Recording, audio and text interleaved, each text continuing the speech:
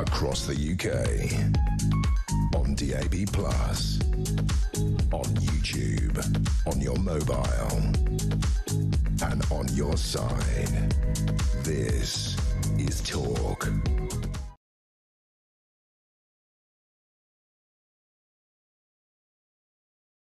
Well, a very good morning to you. This is Talk. We are the home of common sense. I'm Julia Hartley-Brewer. Thank you for joining us. It's just coming up to 3 minutes past 10 o'clock. I feel like we've already had about a week's news already just this morning. Going to try to get to all the important stuff. And yeah, sod you, it is going to include a bit of Brooklyn as well as part of our international affairs. Brooklyn Beckham, that is. Just bear with me on that one. But yeah, we're going to talk about all the major stuff that is happening today. And a lot of it does seem to involve that bloke called Donald J. Trump. Whether you're listening on DAB+ radio or on your smart speaker, watching on YouTube or your connected device, it is great to have your company. Don't forget, the usual shtick I have to say, go to my YouTube page if you miss anything. The Julia Hartley-Brewer Show is what it's called, easy to find. Hit subscribe, you never have to miss a thing. Coming up in this hour, we are going to discuss Donald Trump accusing Keir Starmer of giving away the Che silence for no reason whatsoever in an act of great stupidity. I mean, all of which is true. We cannot deny that. Kemi Bade not warning Tory MPs last night that she won't tolerate any more psychodrama after recent defections to reform. Good luck with that, Kemi. And whether or not Keir Starmer will opt for an Australia-style social media ban for under-16s, they've opened a consultation on that. Although, as we know, government consultations are really actually listening to the people who respond. And also the latest on Prince Harry's legal case against the publisher of the Daily Mail. I think he's just living off payouts now. I think that his entire income is now just payouts for legal action against newspapers, as far as I can tell. Joining me for all the chat today, delighted to say, is Philip Ingram, MBE, former senior military intelligence officer. Morning to you. Good morning. Before people get very confused, yes, it is Tuesday, it's not Thursday. And I'm confused. But it's been a bit of swapsy, yeah. So you're here early. And it's very rare, I wouldn't say this, but what a great day to have you in. The effort I had to put in to get all the global news that was going to come out on Wednesday night changed to Monday night now so that we could talk about it. Very, very, very thoughtful. Did you say Monday night? It was all happening about 6, 7 a.m. this morning. Question I want to put to our audience, which I will put to you as well. We're going various posts from Donald Trump this morning, as JK's been discussing on breakfast. We're going to work our way through them because they're all pretty darn significant. And if you think they're not, you've not been paying attention enough. You should listen to this show more often. Donald Trump has accused Keir Starmer, I say, of giving away the Che silence for no reason whatsoever in a post in an act of great stupidity, he says. What is your reaction to that? Give us a call, 0344 499 1000, text 87222. Get in touch on X at talkTV. Calls are charged at the national rate. All together now. Text costs £1, standard network rate message. You never join in, Philip. I'd expect that by now. It's free. I'm just going to read that full post because I really think it is worth hearing in full. This is one of many posts on Truth Social this morning.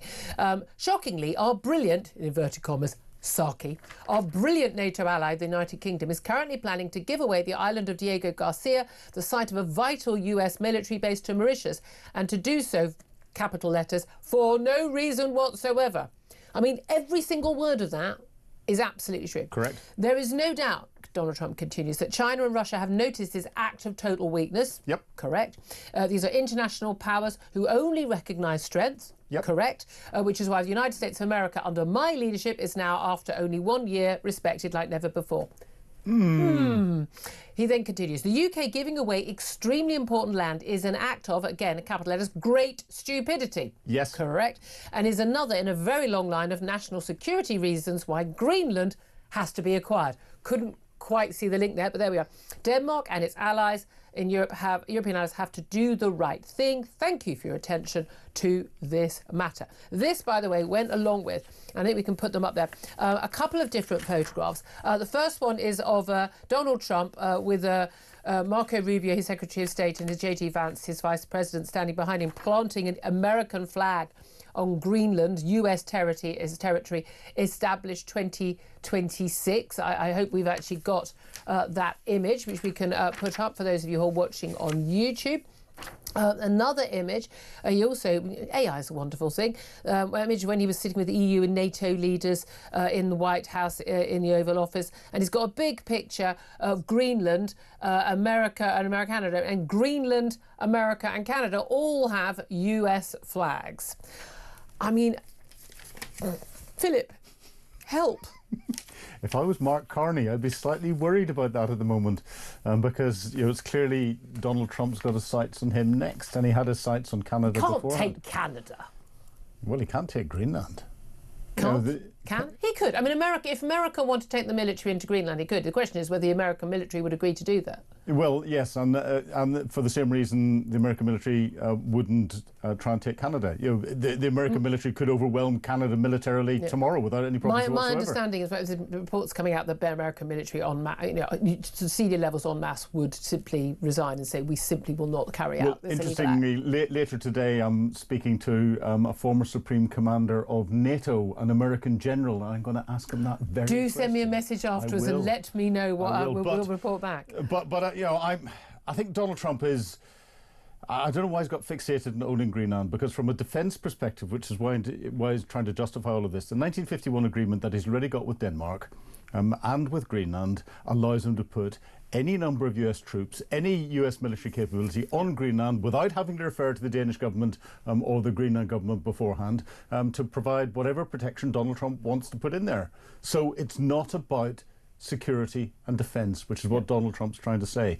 And everyone I've spoken to, and I've spoken to some very senior American politicians, ambassadors and others, that just don't get the logic. I mean, is the whole thing coming down to this Nobel Peace Prize, which is that Donald Trump, is again, a letter that's been leaked, and a letter he wrote to the Norwegian Prime Minister, leaked yesterday, blaming the Norwegian government, which has no control over what the Nobel Peace Prize Committee does, for not giving him the Peace Prize. He's very angry about it. He feels he deserves it. I've got to be honest with you, he did deserve it. Obama got nominated for the Nobel Peace Prize within 6 weeks. The nominations are closed within 6 weeks of he taking the presidency. He did absolutely nothing for world peace. He didn't do anything to stop people being killed en masse in Syria and the like. He was given it. Even he was embarrassed to be nominated and then to get the Peace Prize. I think Donald Trump is fair enough. Of course, the opposition leader in Venezuela has handed it over to him. I mean, and he took it because he has no class. But have you seen the memes that have come out of that? Yes. He's now the Wimbledon women's champion. He's now yeah, exactly. But it's awful. He did say, he says he no longer feels an obligation to think purely of peace. He's committed to these tariffs on the UK, 7 other NATO nations, on all goods and services, unless they back him on Greenland. That's not necessarily going to happen, but he's lost it. But there's going to be a meeting. Well, we know everyone's going to be meeting in Davos, apart from Keir Starmer. OK, so he's not going to be going there. The 1 year that he doesn't go, he said in an interview a few years ago, would you prefer Westminster, Davos?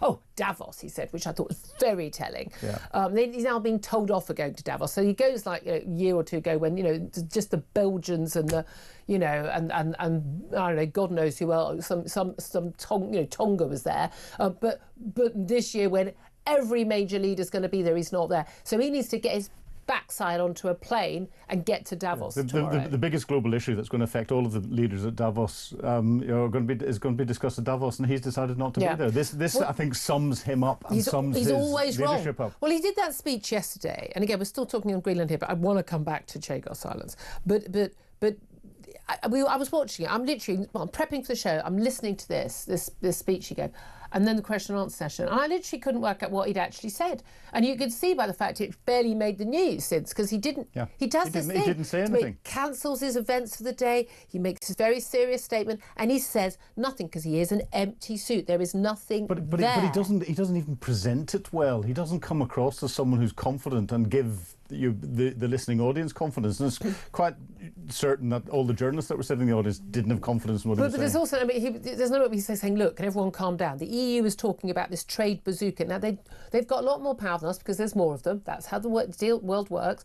But this is about actually hitting US tech companies. Keir Starmer was quite right. A trade war is in no one's interest. It's not in our consumer interest. It's not in American consumer interest or European. He's basically saying, can everyone calm down? I'm all in favour of that. You can talk. We know you can talk Donald Trump down. We know you can talk him up. He basically says the thing that the last person in the room said to him. We know that. The EU is in a strong position to fight a trade war, but we're in a strong position as well. UK as a country owns more US debt than any other country, and therefore we started selling that debt off. From what I understand, I'm not an economist, but if we sold that off, at a fraction of the price, it could completely destroy the US economy. So Donald Trump, really? Yeah. Donald Trump. We ain't going to do anything like that. No, we're not going to, because this is above we'll one. sell our own gold off and then ruin our economy. That's how we do things around this way. This is above one man. This is one man that's pushing all of this through. So the relationship that there is with the United States at a political level below Donald Trump and at a working level is completely different. Yeah, and we can see that even in Congress, can't we? Republicans and Democrats not happy about this. And even like the trade tariffs, there's going to be a decision by the Supreme Court next week, and we're told it's very likely they'll say, look, you haven't got the power. But this is the thing. This is all going off. Donald Trump, he does this. He takes the thing off the grenade, and that's how technical I am. Pulls the pin out. Pin, that's the word, pin. Pin out of the grenade. I've got a military man in the studio. Pulls the pin out, throws the grenade in, and he goes, ha ha, everyone's paying attention to me. He creates chaos, and he wants to do a deal. I don't know what the deal is. Media. President Macron, he wrote a text message. I think this is one of the most significant things, is he is revealing photographs of text messages from world leaders. If world leaders feel they can't have an honest conversation with the president and keep it quiet, that is very dangerous. Exactly. People need to have, that's why you can't have full freedom of information on every diplomatic case. You need to have private things. It starts, my friend, we are totally in line on Syria. We can do great things on Iran. I do not understand what you're doing in Greenland. Let us try to build great things. Talking about setting up a G7 meeting after Davos in Paris on Thursday, have dinner together. In fact, the Ukrainians, the Russians, I mean, that's the sort of backdoor diplomacy we need them to be doing. But the mention of the Ukrainians is a crucial point, is that the biggest fear in Europe is Donald Trump could go, well, you won't help me in Greenland.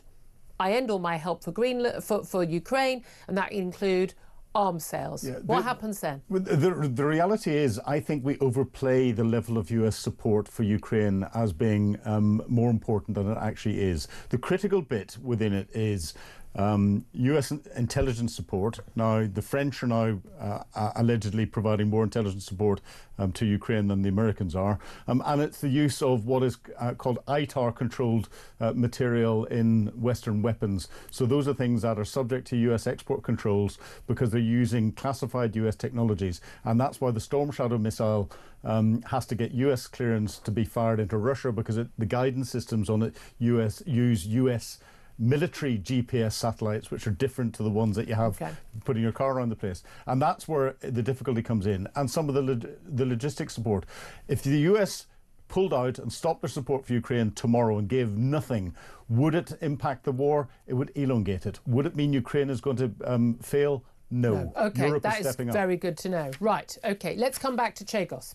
Because everything, this is all linked. It's like, you do this to me, and this is how world affairs everything matter. Is linked around the world. Let's all stop that pretending. But I mean, the people who are absolutely laughing into their cornflakes this morning over the splits between the US and the EU and us, over every single aspect, whether it's Ukraine, whether it's over the Greenland and indeed Chagos, are of course the Russians and the Chinese. They are absolutely keeling over laughing.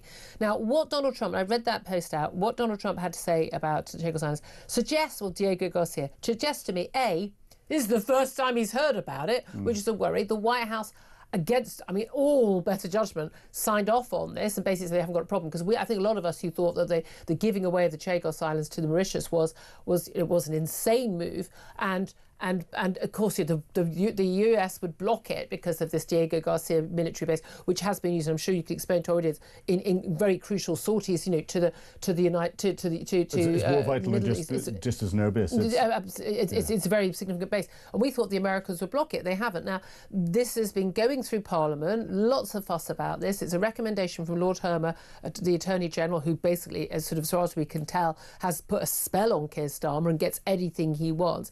There's this absurd, absolute nonsense claim that, we've got no choice legally, the international law. There's no, that's wrong. It's absolutely, you can, I'm sure, explain this. It's absolute nonsense. But we're going to go ahead. It's been in the Lords. The Lords have tried to block it. It's tried to delay it. That hasn't been, I think, enough done. I think there should be more done by the Lords to try and stop this. But if Donald Trump says, I don't want this to go ahead, is this our best hope of this insane deal where we end up paying hundreds of millions, even billions of pounds to basically to give away something we own to someone who has no right to it. To pay for someone to take something that they've no right to, that belongs to us at the moment. That is a strategic base that the Americans are occupying, but is part of the Five Eyes network that is critical. What's it being used for? Not just from the airbase perspective, but it's also a communications hub. It communicates with satellites in space and highly classified satellites in the middle of the ocean. In the middle of the ocean. It is something that has got electronic sniffing capability, intelligence gathering capability in an area that is where China is expanding, one of the biggest trade routes that there is in the world and impacting the world, and a number of other capabilities that are there. It is critical to the wider intelligence network. That's why China wants to get close to it. And for Keir Starmer not to recognise that Donald Trump is focused on owning territory and therefore to give it away. For Keir Starmer then to turn around and say Donald Trump supports what he's doing. Well, it's quite clear Donald Trump isn't. So either Donald Trump's lying or Keir Starmer's lying. Well, Keir Starmer's got a history of lying to us on so many things. I tend to believe Donald Trump in this one. And why we didn't, if we want to get rid of it because it's too much of an administrative headache for the UK, just sell it to the Americans who would have paid us tens of billions. There's a lot of talk about the Czechoslovakians. I'm sorry, I just don't think this is... There are a handful of people who actually lived on it. But on principle, this is the other important thing that's in there. Keir Starmer's turning around and saying Greenland, and there's a handful of Greenlanders. 57,000. Yes, less than 100,000. But he wants them to have the say over what happens in Greenland, but he's not interested in engaging with the Czechoslovakians. But this is a British territory. It is a British territory, but this is where the optics of it when it comes out, and Donald Trump sitting looking at it. But at the end of this is a human rights sort of nonsense. The idea that Mauritius has no claim, they've never owned this island, it's got no claim to it. Mauritius is totally under the thumb of the Chinese. This is clearly a matter of national security, nothing to discuss. And the international law bit that they keep talking about is a non-binding UN ruling on something, and it by says a load of third world banana republic exactly countries. says it's I'm non-binding. sorry, I don't care what these people think about anything. Of which Russia and China were senior partners in it. And the second thing is they then try and quote, whenever that's quoted, something to do with the controlling the electromagnetic spectrum and suggesting that the Mauritians could close it down with the Chinese and others. No, they can't. It is irrelevant. That does not apply. What? I mean, see what I mean? This is just the news just all come out from Donald Trump's post on his True Social website. What happens next? Okay, I think Keir Starmer was going to turn up to Davos. B, I think there'll probably be some sort of meetings and some sort of efforts behind the scenes. C, I mean, Ursula von der Leyen is speaking at Davos. Of course she is. I mean, where else would she rather be? She's just said it's time to build a new independent Europe. Well, good luck with that, love, but you're going to have to spend a lot more on defence, and you're also going to have an economy that can function. So you drop your net zero, drop all your your nonsense. I mean, I'm sorry. Europe is kidding itself if it thinks it's... Okay, we are more powerful than Russia if we want to be, but at the end of the day, there's no will. We haven't got the fighting forces, most of us, and we haven't got the military capability to take on Russia. We have. Yes, for a couple of weeks. No. We do have the military capability to take on Russia because Russia is in a severely weakened position at the moment militarily with what it's committed to Ukraine. They're also battle hardened. No, not compared to the training that we have. Okay. And reassuring. You've got Russia relying on 80% of its artillery ammunition coming from North Korea. For goodness sake, no. Okay. I wouldn't stand beside a gun with a very, very long lanyard and pull it if there's a North Korean shell in it. It's more likely to go bang in the gun. And we see actually a lot of those injuries. Yeah, exactly. Okay, so that's a bit more reassuring. But at the end of the day,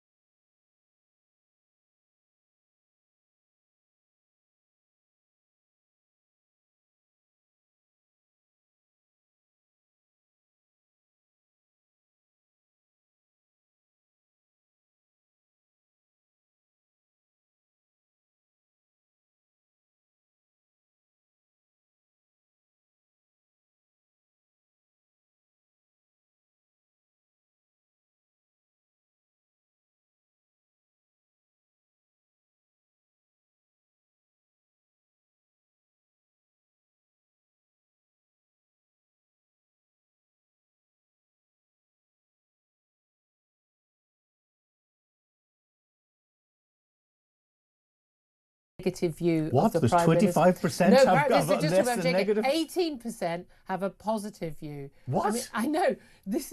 We need to talk about mental health in this country. We do. Drugs. It could be 18% are on drugs. People are drinking too much, taking too many hallucinogenic drugs, and exactly. they urgently need to go and see a doctor. If 80%, I know I've got a lot of people in my family who are staunch, die-hard Labour voters. People they click for jumble sales. I mean, my family are all over the place on their political viewpoints. I mean, honestly, some of them blame me personally for Brexit. I mean, like, I'd love to think I had any impact there. It was your fault. Of course it was your fault. I'm happy for it to be my fault. But I mean, I think even they would struggle to have a positive view of Keir Starmer. And they were the people saying, oh, this guy's great. This is, great white hope for the party. Mind you, 18%. There could be 18% who just because they've come into this country and they don't understand what's going on and they haven't got a clue who people are and they just tick the box at the top of the thing. Yeah, I mean, just basically call the men in white coats. Anyway, exactly. We're going to take a quick break. I want to hear from you on anything, on everything, particularly on what Donald Trump had to say about Keir Starmer giving away the Chagos Islands, an act of great stupidity. What do you think happens next? Give us a call, 0344 499 1000. Don't forget, Andrew Rossendale is coming up very soon. And we're going to talk about Harry's latest battles with the press. This is Talk.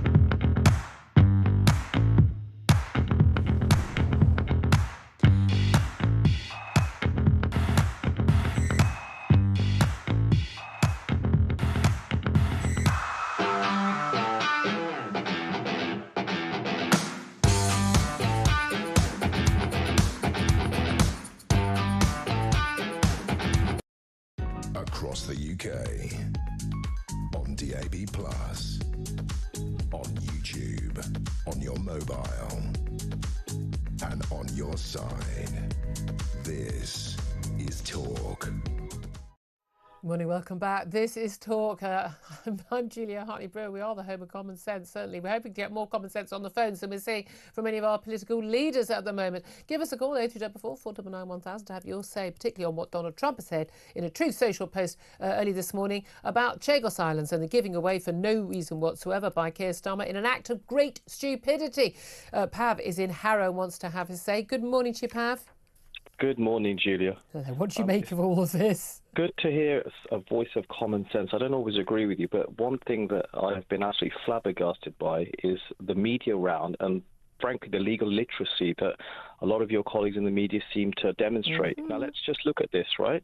The ICJ ruling itself, as well as the subsequent ruling by the Special Chamber of International Tribunal for the Law of Sea, neither of them are legally binding. I really don't know what more to say to people who keep banging on and saying, oh, it's an advisory opinion. We have to do it. We have to do it. We don't. But Julia, here's the hypocrisy, and I said this to Ian yesterday, and it really annoys me.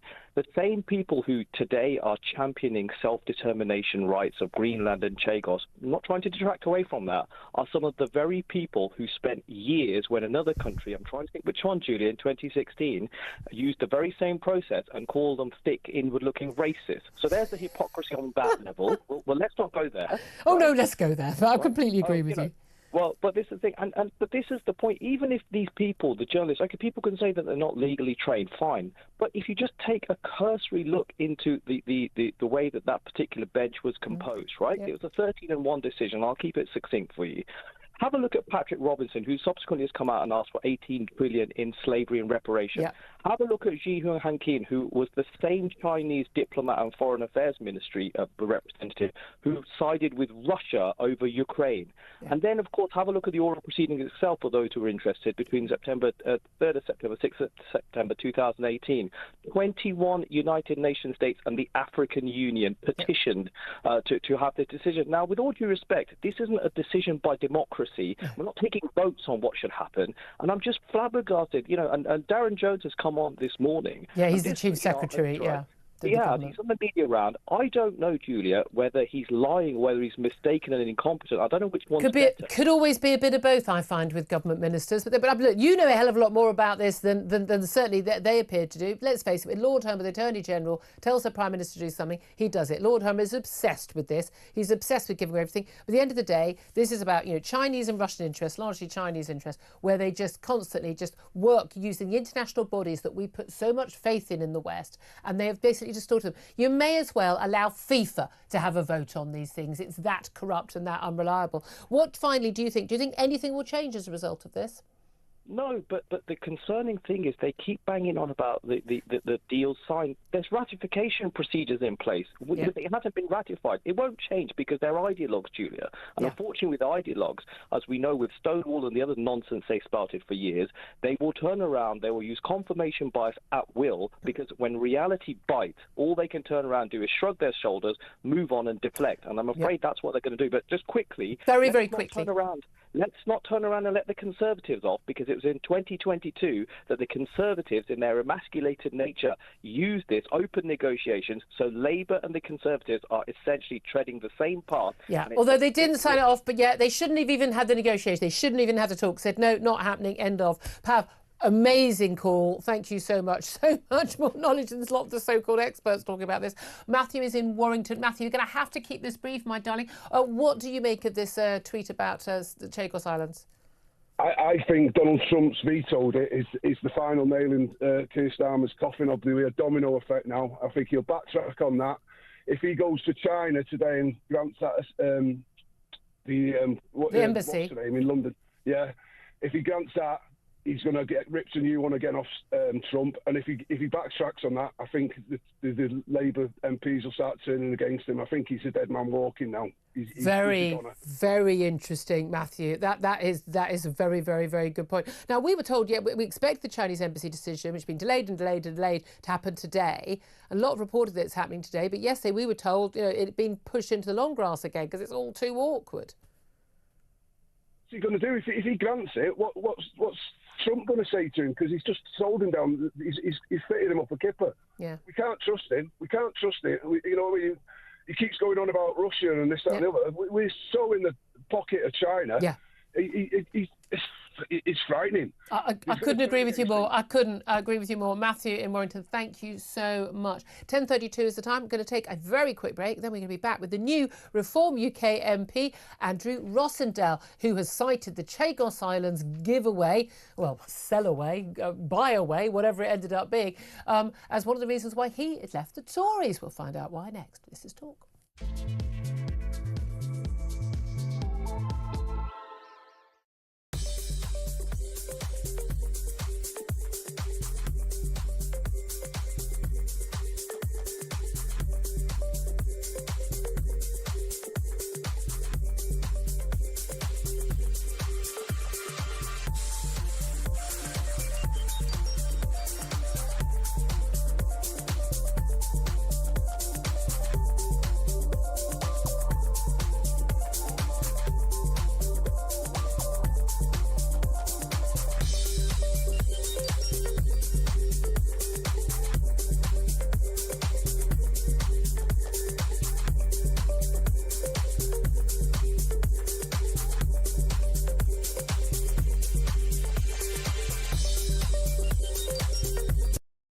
Across the UK, on DAB+, on YouTube, on your mobile, and on your side.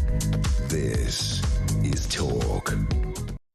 Good morning, welcome back to the show. 10:34 is the time. I'm Julia Hartley-Brewer. Philip Ingram is still with me as well, of course, former senior military intelligence officer. Great day as always ways to have Philip here to explain stuff to us. Although I have to say, our callers seem a lot more knowledgeable than most of the MPs and even the Prime Minister. Absolutely. Pav and Matthew on international affairs. Well, here's someone who's definitely been keeping a close watch on particularly the Chagos Islands, and that is Andrew Rossendale. He was, until the weekend, a Tory MP for Romford and a former shadow and foreign minister. He is now one of the latest Reform UK MP and joins us now. A very good morning to you, Andrew. Julia, good to see you again. Thank you so much for joining us. Let's just talk about, first of all, Chagos Islands, because you cited the Tory position on the Chagos Islands as one of the reasons for your defection. Can you explain to us why? So I have been actively engaged in the campaign for the Chagos Islands in my entire time in Parliament over 25 years. This is a British sovereign territory with a major security base which we lease to the Americans. However, the Foreign Office for many years tried to puppeteer a policy of letting Mauritius take the British Indian Ocean territory away from us. I opposed this throughout, and I believe that the Chagos Islands belong to the Chagosian people. Like with the Falkland Islands, like with Gibraltar, like all of our overseas territories, it is the people whose ancestral home is those islands that should determine the future. Weren't most Chagosians moved off those islands when that Diego Garcia base was? Yes, they were forcibly, shamefully taken That's away. what life was like when these things, wasn't it 1950s, was it? Things happened? It was the late 60s, early 70s. Late 60s, early 70s. Well, okay. So I'm sorry, it wasn't acceptable. It was a complete denial of human rights and self-determination. Julia, we had lots of colonies all around the world, but every single one of them had self-determination. They could choose whether to be independent, become a republic, stay a British territory, whatever. This is the one colony that we denied the rights of the people. So how do you balance the rights of Chagosians with the needs for us to keep this vital strategic base? So the Chagosians want to stay British. The reason why this whole mess has occurred is the Conservative government started the whole thing. Yeah. I opposed it from day one, argued against it, but they just brushed it away and carried on with this negotiation till David Cameron put it on ice. Good for him. But previously our policy was not to give self-determination and to eventually hand it to Mauritius. I opposed that all the way through. So Conservatives started this whole rotten mess. Labour got in and they carried on with it. And then there was they made it worse. The issue with Lord Herman and that, but then there was issue last week in the House of Lords in terms of the Lords trying to kind of delay this, to allow this bill to hand over Chagos and then, again, it's not a handover. Mauritius never owned the Chagos Islands, and then pay them for the privilege of then leasing back our own territory, the air base. But the Lords were supposed to be trying to delay this until basically it got talked out, and then that didn't happen. The Lords should have taken it to the wire, fought to the bitter end. This was not in the Labour manifesto. All normal conventions don't apply in that situation. So the Conservative line should have been, we will fight it to the bitter end.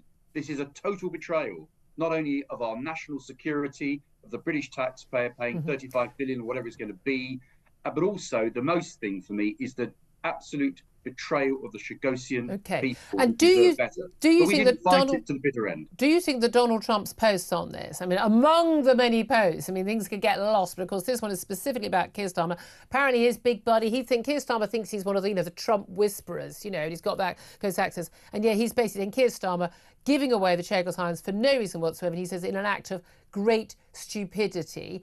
Do you think this changes anything?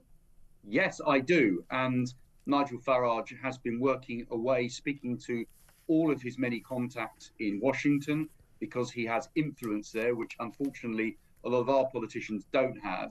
I'm not sure that Keir Starmer has anything like the influence or respect from Donald Trump that he thinks he's got. And the statement issued by the president today shows that at last the president's woken up to this. And I think the Greenland situation has played a part, actually, because how can you possibly say there is sovereignty for the Greenland and the Greenlandic people, which is a small, in terms of population, a small territory, but you can't have the rules don't apply to the Chagosian people.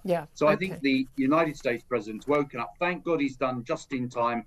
And the government should now dump this whole Well, shocking I mean, betrayal. This is definitely 11th hour. I mean, Nigel Farage, leader of your new party, has written, "Thank goodness Trump has vetoed the surrender of the Chagos Islands." We were always expecting that it would. White House, of course, previously had actually said it was fine. In another post, he wrote, "The Americans have woken up to the fact they were lied to. They were told the UK had no choice but to surrender the Chagos Islands. This was simply not true, and now they are angry with us." Again, it sounds like people haven't been doing their homework. Kemi Badenoch, your old party leader, said, "Paying to surrender the Chagos Islands is not just an act of stupidity, but of complete self-sabotage." And no doubt at all about all of that. We'll see what happens there. Let's also talk about your leaving the Conservative Party. You've been a lifelong Tory. You've been one of the longest-standing Conservative MPs, MP for Romford. You say it was a Chagos issue. Was that not something you could stay forward about, or were there other issues that also made you say, "Do you know what? I think I've actually got views that are much closer to reform than they are to Tory now"? So I was reform before reform ever existed in terms of its political stance, and I've argued for those style of policies in the Conservative Party for many years. We should be a proper Thatcherite Conservative Party, but unfortunately in those 14 years we seem to have lost our way dreadfully. And yes, you're quite right. There were two issues that for me in the last week or two that really upset me. Firstly was the Chagos situation. I felt the Conservatives hadn't really fought it the way we should have done. But secondly, the way Robert Jenrick was thrown under a bus last week. I know that it's complicated, and if you find out someone's going to leave, I thought she played an absolute blinder. Well, I disagree. Julia, Robert represented vast swathes of our members and supporters. She should have phoned him up, pleaded with him not to go, met him personally, talked it through. To lose Robert, frankly, means we have no one on the right of the party now who potentially could become the leader, seriously. And it's almost like it feels like it's the end of the Conservative Party being anything like a reform-style party. Now, had we been a reform-style party, reform wouldn't exist. Had we not been so mushy during those 14 years, and had, well, if you'd done any of the things you said you'd do, that would have been a good, instead of the opposite. The net zero madness we sucked up, the immigration, the woke political correctness, we didn't really fight that back. We didn't reverse any of Blair's constitutional vandalism. I mean, it goes on and on and on. The mistakes and the failures and the missed opportunities. I'm very frustrated, have been for a long time, but I have been a loyal Conservative for 45 years. 25 years as MP, but enough is enough. It's time to put our country first. And I think Nigel is the only person who's able and got the gumption and the energy and the patriotism to do this in a serious way, because we do need radical reform in our country today. And you say the gumption. I think a lot of people make that point, that actually Kemi Badenoch will say the right things. There may be issues that, like the wokedom and things like that she's spoken out on long before many others. I would say long before actually lots of things that Nigel Farage had, but on trans and things like that, where it affects women. But lots of people do feel, who've voted Tory many times, but perhaps either voted Reform or didn't vote at all at the last general election in July 24, that, doesn't matter what the Tories say, because they're not going to do what they say, like Boris Johnson, take back control, and then basically having the Boris wave. I mean, literally, come on in, anybody from a third world country, come and live and work in our country on minimum wage, and we'll subsidise you. I mean, I think that kind of was really the last straw for a lot of people. You're right, Julia, and I think that when I speak to people in Romford, and I do all the time, they're lifelong Conservatives. They've always voted for me. They're saying to me constantly, "We feel let down. We feel that we voted loyally for the Conservative Party, but when you're in power, you just didn't do the things you said you would do, and people don't trust us anymore. They're disillusioned." Shouldn't you hold a by-election? I said this to Robert Jenrick yesterday. I think if there's not an election due within the next year, you should hold a by-election. You were elected, whether people support your policy or not, you were elected with a blue rosette, not a turquoise rosette. There's only one election I'm focusing on, and that is in 2.5, 3 years' time, winning the general election. Yeah, but you're going to be sitting as an MP for a party that was not elected to your seat for that time. I am the same person they voted for, with the same beliefs, the same values. This is a move to ensure that at the next general election, I'm part of a new movement that's going to rescue Britain from the calamity of this Labour government. No more distractions, pointless, costly by-elections. Let's get on with the job. I don't care how much they cost. Democracy is expensive. Otherwise, we just have a totalitarian state and never bother having elections. As you know, Julia, in our country, you vote for an individual, and I was elected by the people of Romford, and I represent their views. And that's one of the reasons I've gone to reform, because I speak to everyone in Romford, and they all say to me, Andrew, you've got to do this. So many have said that to me. So you've actually had support on this. Well, in that case, you wouldn't be worried about having a by-election then, would you? I'm worried about wasting time when there's more wasting time? Democracy's wasting time? We go around in circles. No, we're not. We're not. You're giving me lots of different reasons. Wasting time, money. I think democracy matters. I think that people should be. I think we all know people technically vote for an individual, but actually a lot of people vote with they look at the rosette. Democracy does matter, and that's why we have to get this terrible government out, because they're undermining our democracy. It's this government that's abolishing elections, for goodness sake. Just one final question I want to ask you about. Nisa Nandi at the weekend basically didn't deny that she'd said that a Farage government would be a fascist government. She said, it walks like a duck, talks like a duck, quacks like a duck or whatever. She wouldn't use the actual word in public, but apparently did use it in private. What do you say to her and others who claim that Nigel Farage and the Reform Party are fascists? How dare she? How dare she insult not just Nigel, but how dare she insult the millions of decent, patriotic, hard-working British people who feel like they want to vote reform because they love their country and want to see real change. It doesn't make them fascists. It doesn't make them far right. All this name-calling is an absolute disgrace. It's actually very un-British. If you disagree with someone, you have polite debate. You don't name-call. You don't attack people and use language like that. And so Lisa Nandy should be utterly ashamed of herself in doing so. Andrew Rossendale, great to talk to you. Thank you so much. The new Reform UK MP for Romford, defected from the Tories. Philip Ingram, just your response to general conversation there? Well, a number of things that came out of that. One, I think what Nigel Farage has got that Keir Starmer hasn't got and Kemi Badenoch hasn't really got is charisma. And the second thing that came out is reform, the new Thatcherites. Well, yeah, I mean, that's my thing. So people say, reform is far right. They're clearly not. Reform is just where the Conservative Party was 20 years ago.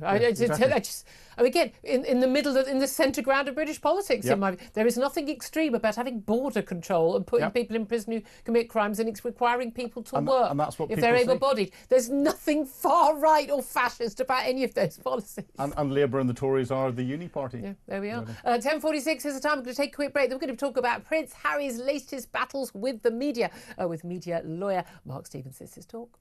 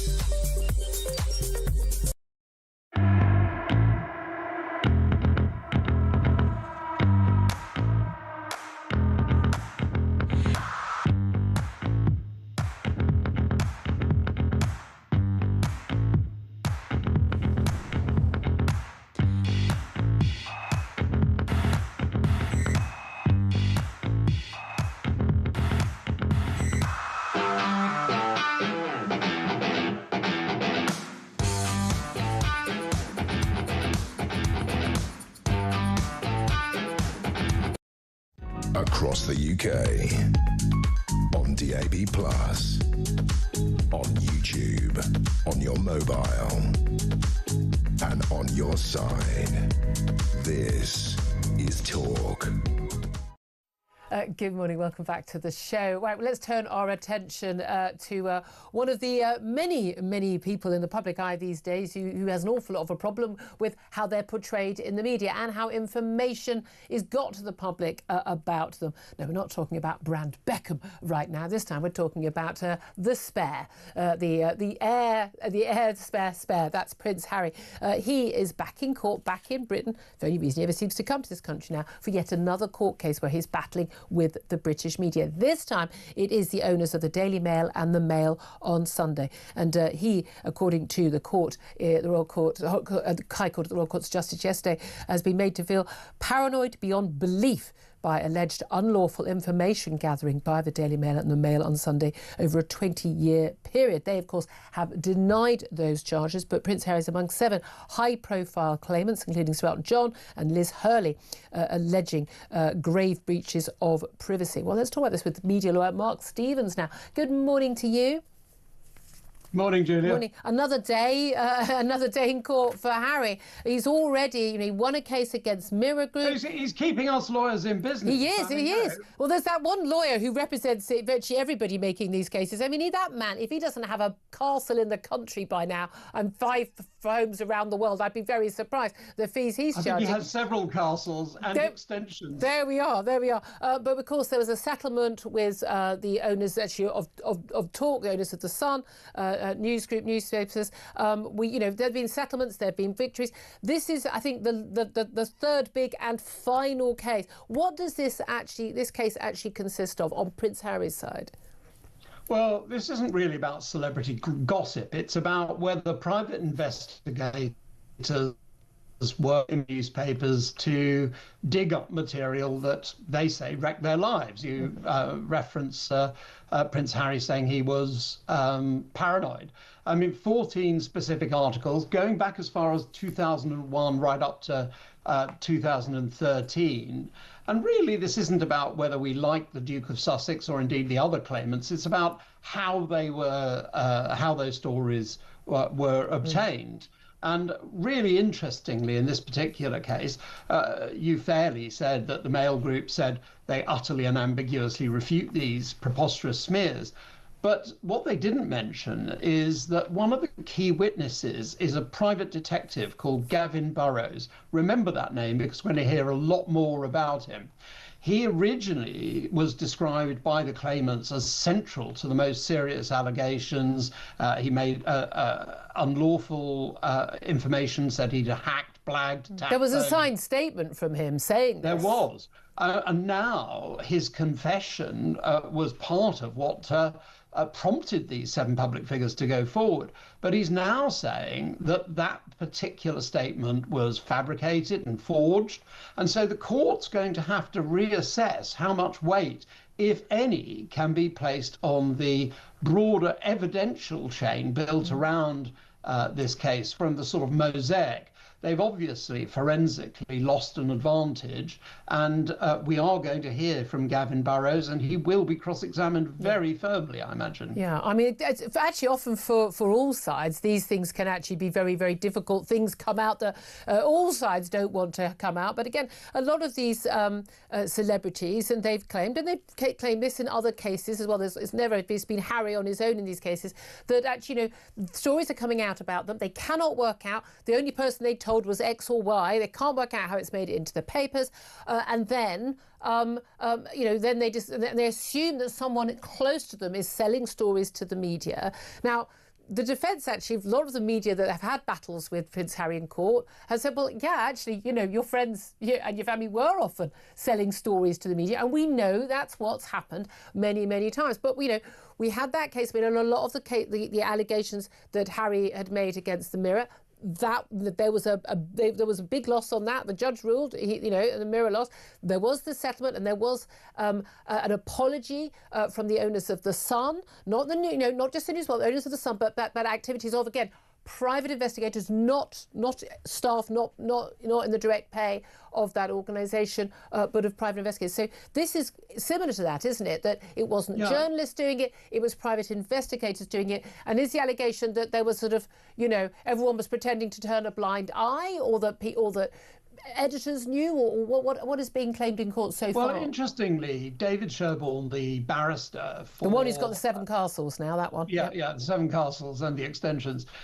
David Sherborne made the point to a very experienced judge, Sir Matthew Nicklin Casey, who's hearing this case, that essentially there was a mosaic of tiles. No individual tile reveals the truth, but together they show a picture. And essentially what he says is there were journalists with known history of unlawful news gathering, invoices paid to private investigators, and the question is, what does a private investigator do that an investigative journalist can't? But perhaps most importantly, it's impossible stories. So something that wasn't known, and I think this is the point you were mentioning, Julia, about things that were only known to a very select group of people. And so the Mail is going to have to show how they got the information. But a lot of this is quite a while away. And I know, when I was a news reporter, I was required, legally to keep my notebooks for 6 years. A lot of this goes way back for them. People have moved house, they've got divorced, they're, thrown out some rubbish from the garage. Having a lot of these records might be a bit difficult. Yeah, and I think that's, again, why this case is all about inference. And they have to prove, one side or the other, that it's more probable than not that either there was or was not phone hacking. Yeah. And in many ways, the burden is going to be, if the claimants win just one case, then they will be vindicated. And if associated newspapers, the Mail on Sunday, win, then we will know that they were truly clean and that they were like the broadsheet newspapers and didn't indulge in phone hacking. Yeah, indeed. And it's fascinating how this has spread over the period of time. I mean, some of these claims, we are talking about, some very serious allegations of, again, all denied by the Mail group, of intrusive behaviour. Just briefly, just finally, for Prince Harry, we know there's, he has taken, he's won some big payouts on this in settlements. A lot of this stuff is not made public, but a lot of these people can't resist telling somebody at the pub, and then it all eventually comes out. But huge sums, 7-figure sums repeatedly. I'm wondering if this is now his entire income. But this is the final case. Once this is over, does this sort of pave the way for sort of a bit of a rapprochement? Because basically he's been at war with all of the British media, hasn't he? Yes, he has, and he's sort of doing the dirty work that the royal family haven't been prepared to do. Well, they just do deals each time, don't they? Let's be honest. Exactly. But at the end of this sort of 9 weeks, in 9 weeks' time when this trial's over, we'll know whether the biggest publisher is vindicated and truly stayed clean, or indeed whether Prince Harry was vindicated in bringing these cases. Will we, or will there be a settlement? Often these things end up being settled, don't they? I'd be very surprised to see a settlement because the purpose of bringing these cases and the reason that this is essentially a test case for a lot more people who sit behind this is to show that there was actually some degree of phone hacking at associated newspapers. They, of course, deny it. Yeah. So Matthew Nicklin Casey will decide on the evidence and his good sense. It's going to be fascinating. Mark Stevens, media lawyer, thank you so much for joining us. Appreciate that. Philip Ingram, these cases come again and again. It's almost like the only times we see Prince Harry. He's battling in the courts against his own father's government over his security or against the media. And he has an axe to grind. And I think, understandably, he's always blamed the media for the death of his mother. And there is a lot going on there. Yeah, but we focus on Prince Harry a lot. You look at the other claimants that are in this case as well, and they bring an awful lot more gravitas to it. Harry brings this label that gets Frost. Well, Baroness Lawrence, Doreen Lawrence, Liz Hurley, Sir Elton John, and David Furnish. Sadie Frost, David Blunkett. It's going from politics to pop stars to no, it's Simon Hughes. I don't think David Blunkett's involved in this one.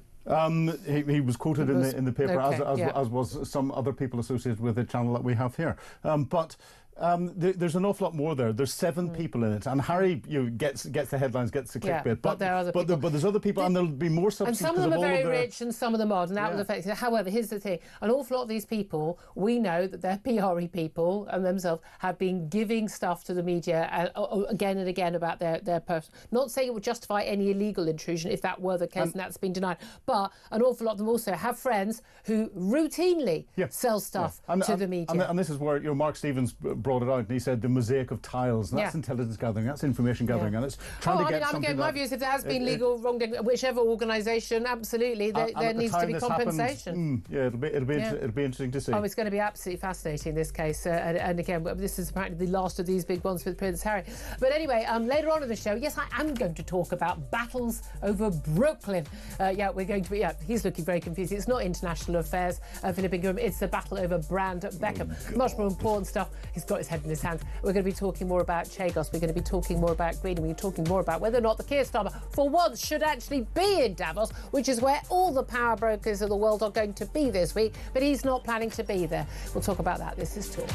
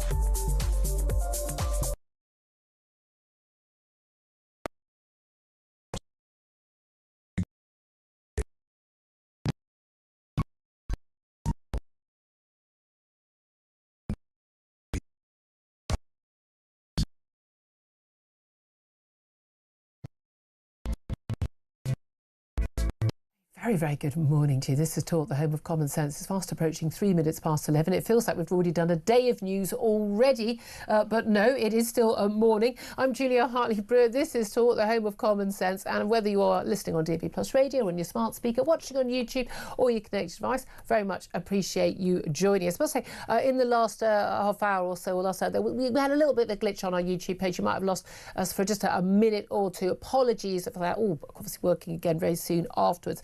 Coming up in this hour, we are going to be discussing more about Donald Trump and the Chagos Islands and what he's had to say about Keir Starmer. We're all going to be discussing Keir Starmer urging the EU not to launch a trade war in response to the president's threat of tariffs over Greenland, and whether or not Keir Starmer will opt for an Australian-style social media ban for under 16s. The government's opening a consultation on that, which is weird because they said they weren't going to do it, now they are. So is it another U-turn? Who can keep up with the U-turns? We have got a hell of a lot going on today, and I want to hear your thoughts on all of the big stories. Donald Trump has accused Keir Starmer of giving away the Chagos Islands for no reason whatsoever in an act of what he called great stupidity. This on a Truth Social post online. What's your reaction to that? Give us a call on 0344 499 1000. Text us on 87222, or you can get in touch on X at talkTV. Calls are charged at the national rate. Text costs £1, standard network rate message. And as I am reading that, breaking news has just come in. We heard yesterday it might be delayed, but no, finally, the government has just in the last few moments approved plans for China's new embassy in London, the one I'll be able to see from out my window on the other side of the Tower of London, despite widespread criticism from MPs and campaigners over its security implications. Let's talk about that first of all. Philip Ingram, MBE, former senior military intelligence officer, joins us today. So if you normally tune in, he's on a Thursday. It is Tuesday. You haven't missed a couple of days, had a long sleep. But I mean, a lot of people were hoping that would be delayed and wouldn't happen. But there was a lot of talk that it was going to have to happen because, I mean, the Tory government sold them the site and they always said it was for an embassy. First mistake, insane. Yep. This has been delayed. The Tower Hamlets Local East End Council, they had refused to accept the planning applications. We've had loads of revelations about all these redacted planning forms. Not just redacted for us, as in we can't see them. No, the people making the decisions can't see them. And we discovered this was right next to, within a metre, one of the walls of the Chinese embassy would be within a metre of some of the most vital communications and security cables in and out of the city of London. Absolutely vital. Secret rooms, numerous secret rooms in the basement. Plans obviously for supercomputers, judging by the aircon units they were suggested they would have. We thought that he might be talked out of it, but there's this idea that actually they've got to build this embassy now and give approval to it, and the government has overruled local planning decision, because otherwise we won't get this trip for Keir Starmer to go to China later this month and get some sort of pathetic trade deal where China dumps all their cheap EVs and solar panels on us. Philip Ingram, this is a disaster for British security. Yeah, very much so. And you can see the government, earlier on the week, the government rolled out a former senior head of the intelligence agencies, security agencies, to turn around and say, "Oh no, this would make it better." But when you read the detail, it would make it better if China then closed down all of the other little buildings that they've got throughout London and concentrated everything in one place. And this would be their biggest embassy by far in Europe. It's a super mega embassy. It's a mega embassy. A spy hub. It's a mega embassy in the central location where it can gather the intelligence that is China's #1 priority, and its #1 priority is anything that will give it an economic advantage. And the City of London is one of the premier financial hubs in the globe. So much and our economy is absolutely reliant on it. It's Correct. not just the taxes they pay. No.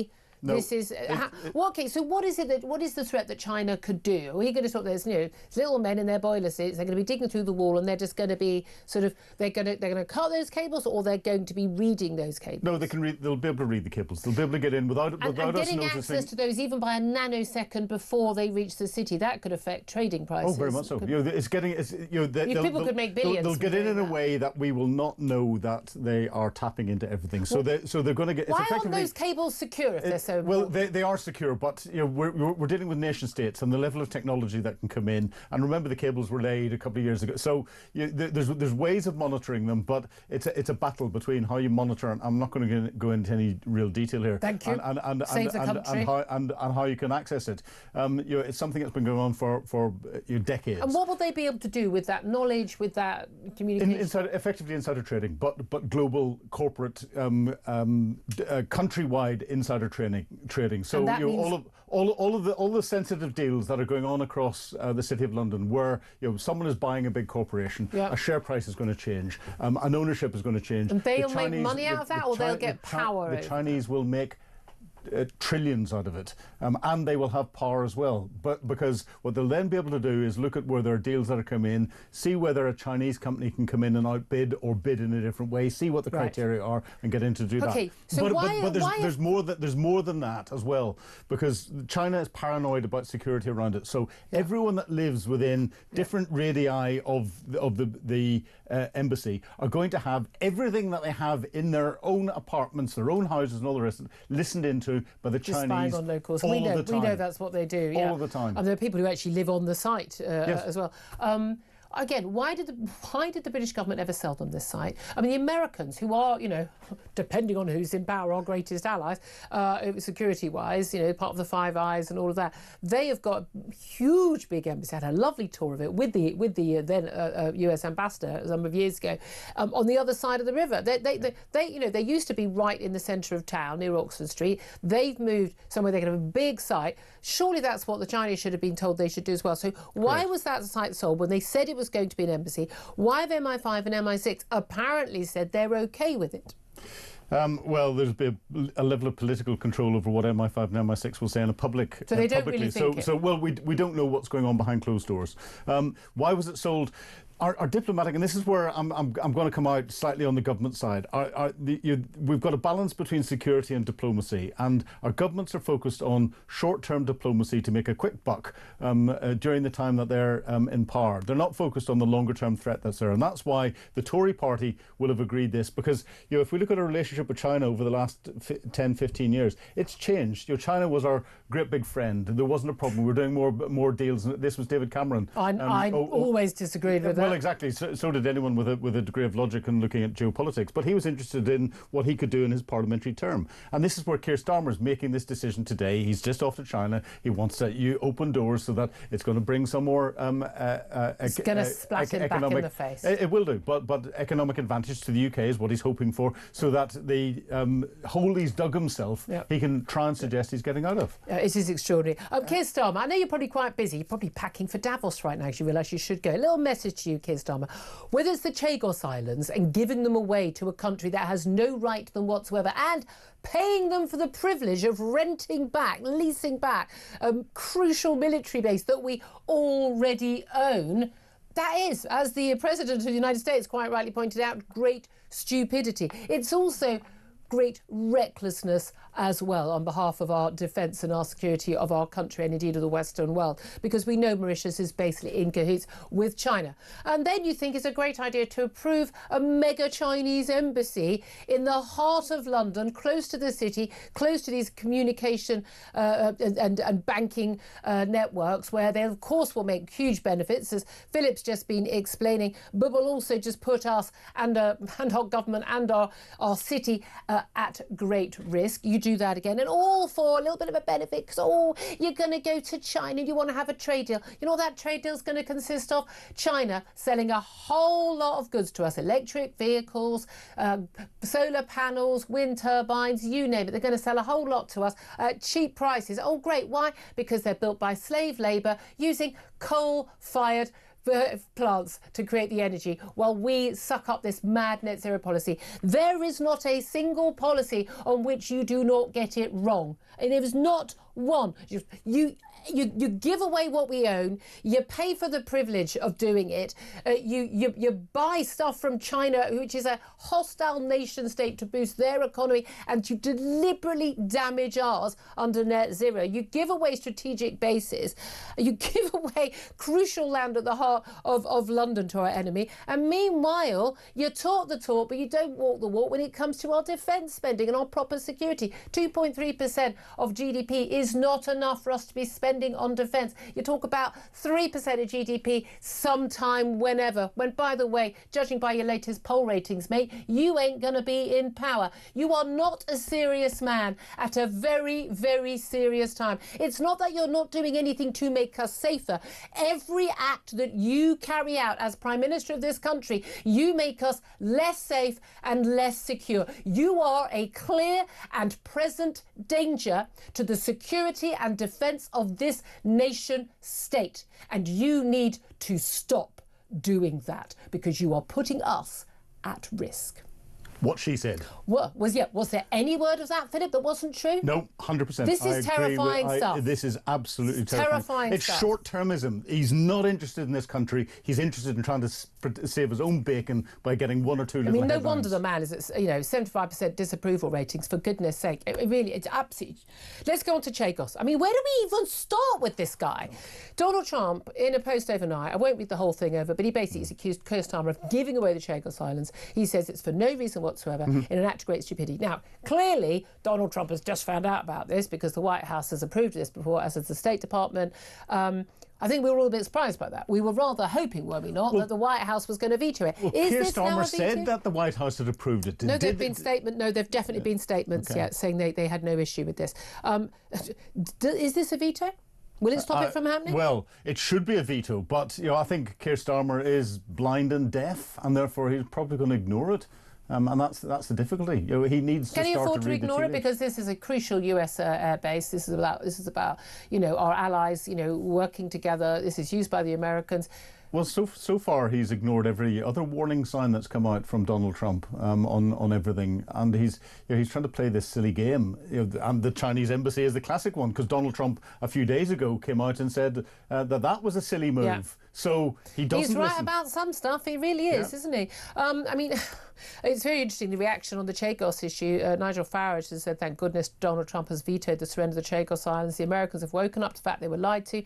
They were told the UK had no choice but to surrender the Chagos Islands. This was simply not true, and now they're angry with us. Kemi Badenoch, the Tory leader, has said paying to surrender the Chagos Islands is not just an act of stupidity, but of complete self-sabotage. Look, it has been very, very clear, and we had a caller, Pav, earlier. He absolutely knew stuff, certainly more than government ministers on the round today, that the International Court of Justice ruling and the latest tribunal ruling was they're not legally binding. Yeah. Everyone talks about these courts and things, and again, the people have completely and utterly lied about what, for instance, various rulings on Israel have been over Gaza and the like. People literally make this stuff up, but people forget a lot of these rulings. And again, even if the UN decides something, you've got Russia and China pulling strings. You've got a load of, frankly, corrupt, kleptocratic, third world countries putting their little judges, you wouldn't recognise as a judge in this country, on these panels.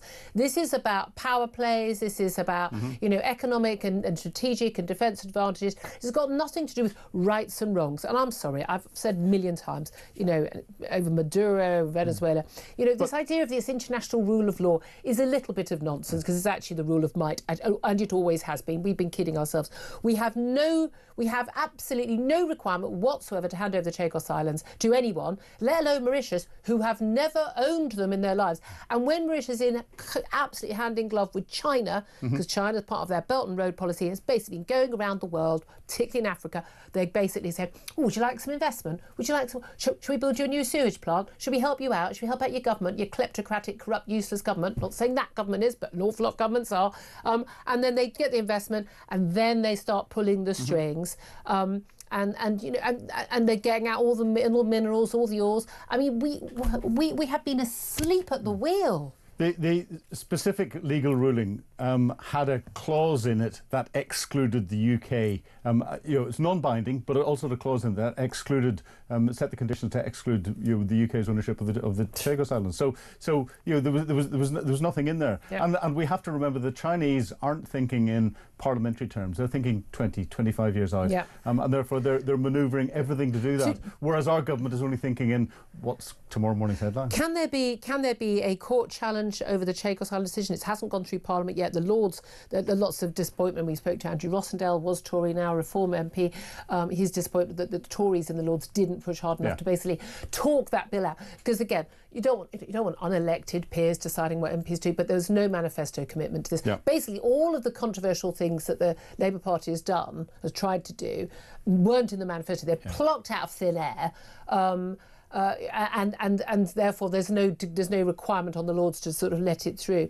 Can there be a challenge on that? Can there also? I mean, as one of the government ministers has been saying in the last few moments, that the Chinese embassy say will go through as well, but unless there's a court challenge, could there be? And there's talk of a court challenge by local people for a start. On the Chinese embassy, there can be a number of court challenges and judicial reviews and everything else. So it's not something that's going to happen quickly. Can we delay that until, say, Reform or the Tories are back in power? Yes. Yes, almost certainly. And again, I hope there can be court challenges and certainly more challenges in Parliament over the Chagos bill, because there's only about 12 weeks more of parliamentary time for debates to go through, and there's an awful lot of stuff that Keir Starmer's done his U-turns on or hasn't presented into Parliament that he has to try and get through, and with any luck we could get out of parliamentary time to do this, and that would be a good way out for Keir Starmer without him being accused of a U-turn, because it's parliamentary God procedure. forbid, because that would be damaging for him. And an even better way out for us, because we wouldn't lose something else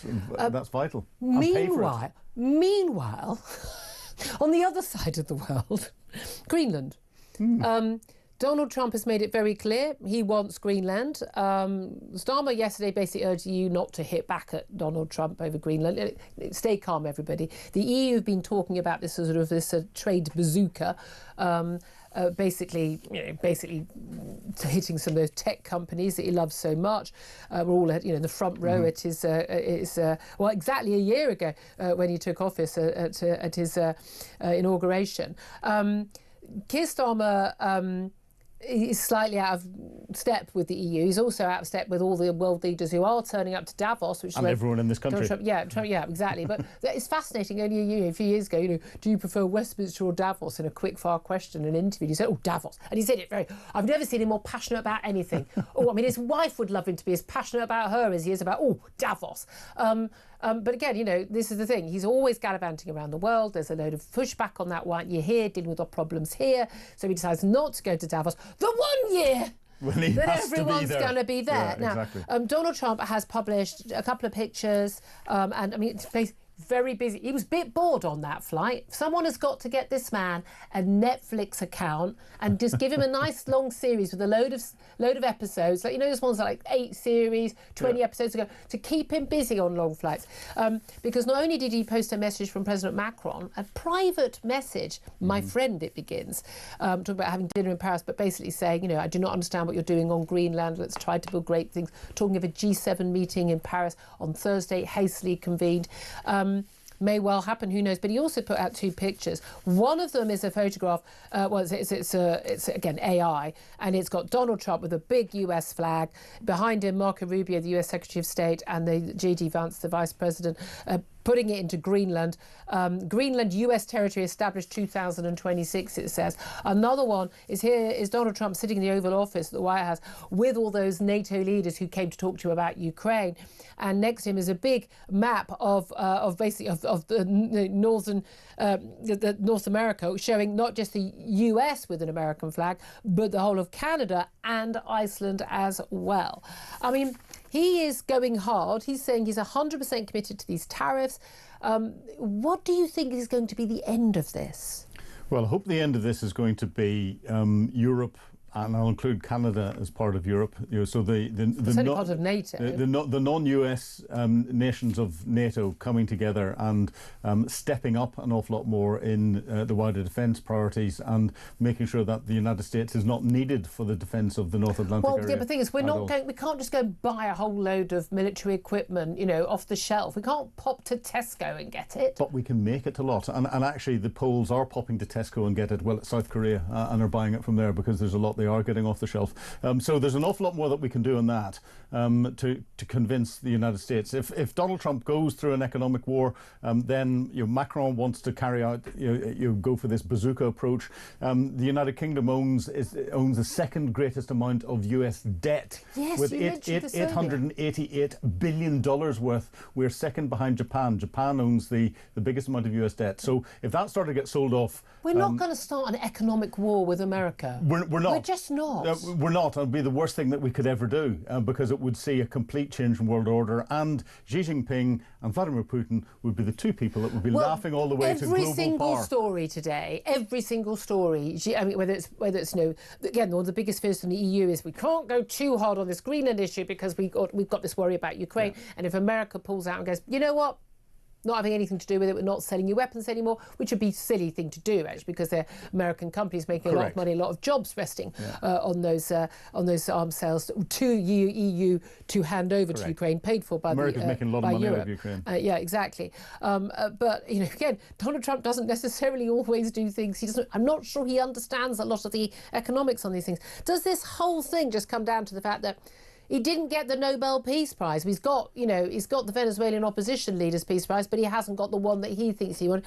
We've seen a leak of a letter to the Norwegian Prime Minister basically blaming the government for not giving him the Peace Prize. I'm of the view that he should have got the Nobel Peace Prize, although what had happened in Gaza hadn't happened by the time these polls, the nominations were closed. But Obama got nominated in the first 6 weeks of his presidency, and he'd done sod all. Yeah, but Obama shouldn't have got it. We know that. Even Obama admitted that. But therefore, you don't then say because Obama got it, Trump should get it. Trump promised. Except he did bring about peace in Gaza. Well, no, he hasn't brought about peace in Gaza. He's brought about a cessation of the fighting that's going on at the minute. But at the minute, we still have Hamas as a terror organisation that's armed.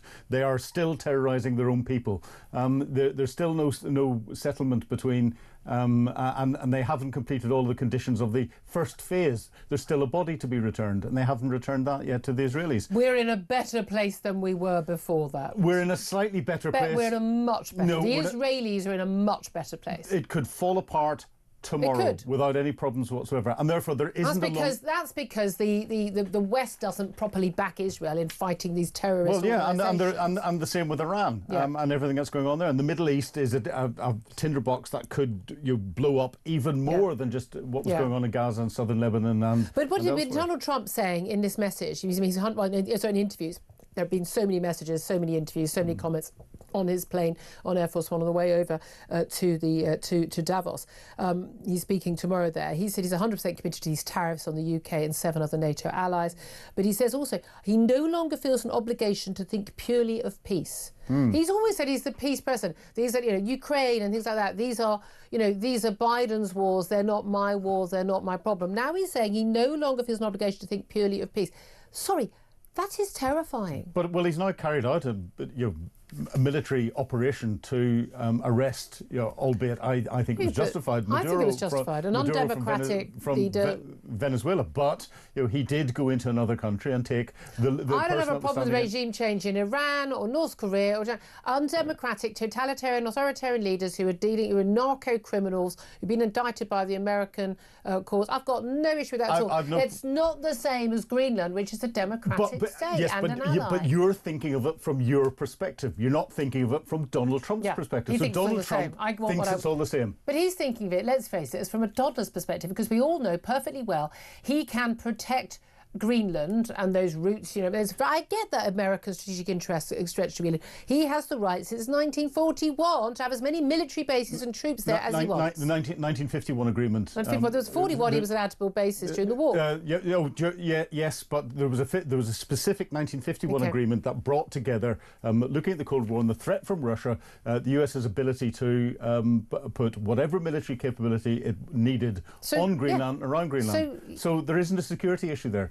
Donald Trump could put the whole of the US military into Greenland tomorrow, and the agreement is already in place with the Danish government and the people of Greenland to do that. Now, I think a lot of people would go, why are you talking about international affairs? Why don't we talk about the economy's in decline? There are fewer job vacancies, fewer people in work. I just talked to someone only this morning talking about unable to get a doctor's appointment. Someone I know needs an operation, being told it's 9 months before you're even allowed to get on the list. I mean, they fiddle these lists. People are, we talk about crime.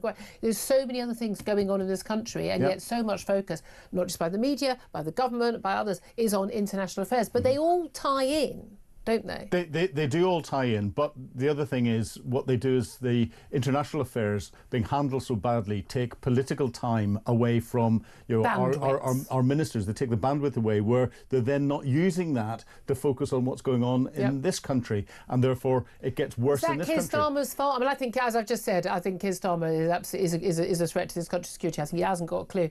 But there is an element where all these countries in Europe, where everyone around the world is currently dealing with the complete and utter utter, impetuous, impossible to predict actions of Donald Trump. I mean, I don't believe for a moment Marco Rubio, the Secretary of State, is going, yeah, go for it, mate. He's absolutely horrified as well, is my guess. And again, this is where Starmer's naively not going to Davos whenever in the World Economic Forum that's there. The latest economic figures or predictions that are coming out of the UK is that we are not going to grow by even the very small percentage that the government had said they were going to grow over 2026. Exactly. He needs to be there and start moving and shaking and getting us into a position to remain the sixth largest economy the in the US world. tariffs ain't gonna work, are they? No. Wow, so much to talk about. 11:28 is the time. I want to hear from you. You can talk to us about the Chagos Islands, the great stupidity, Donald Trump and Greenland, the Chinese embassy just being approved in the last 20 minutes or so, right close to the Tower of London and to the city, these crucial cables. The economy, you want to talk about it, you can give us a call. 0344 499 1000 is the number to get in touch. We'll take your calls up next. This is Talk.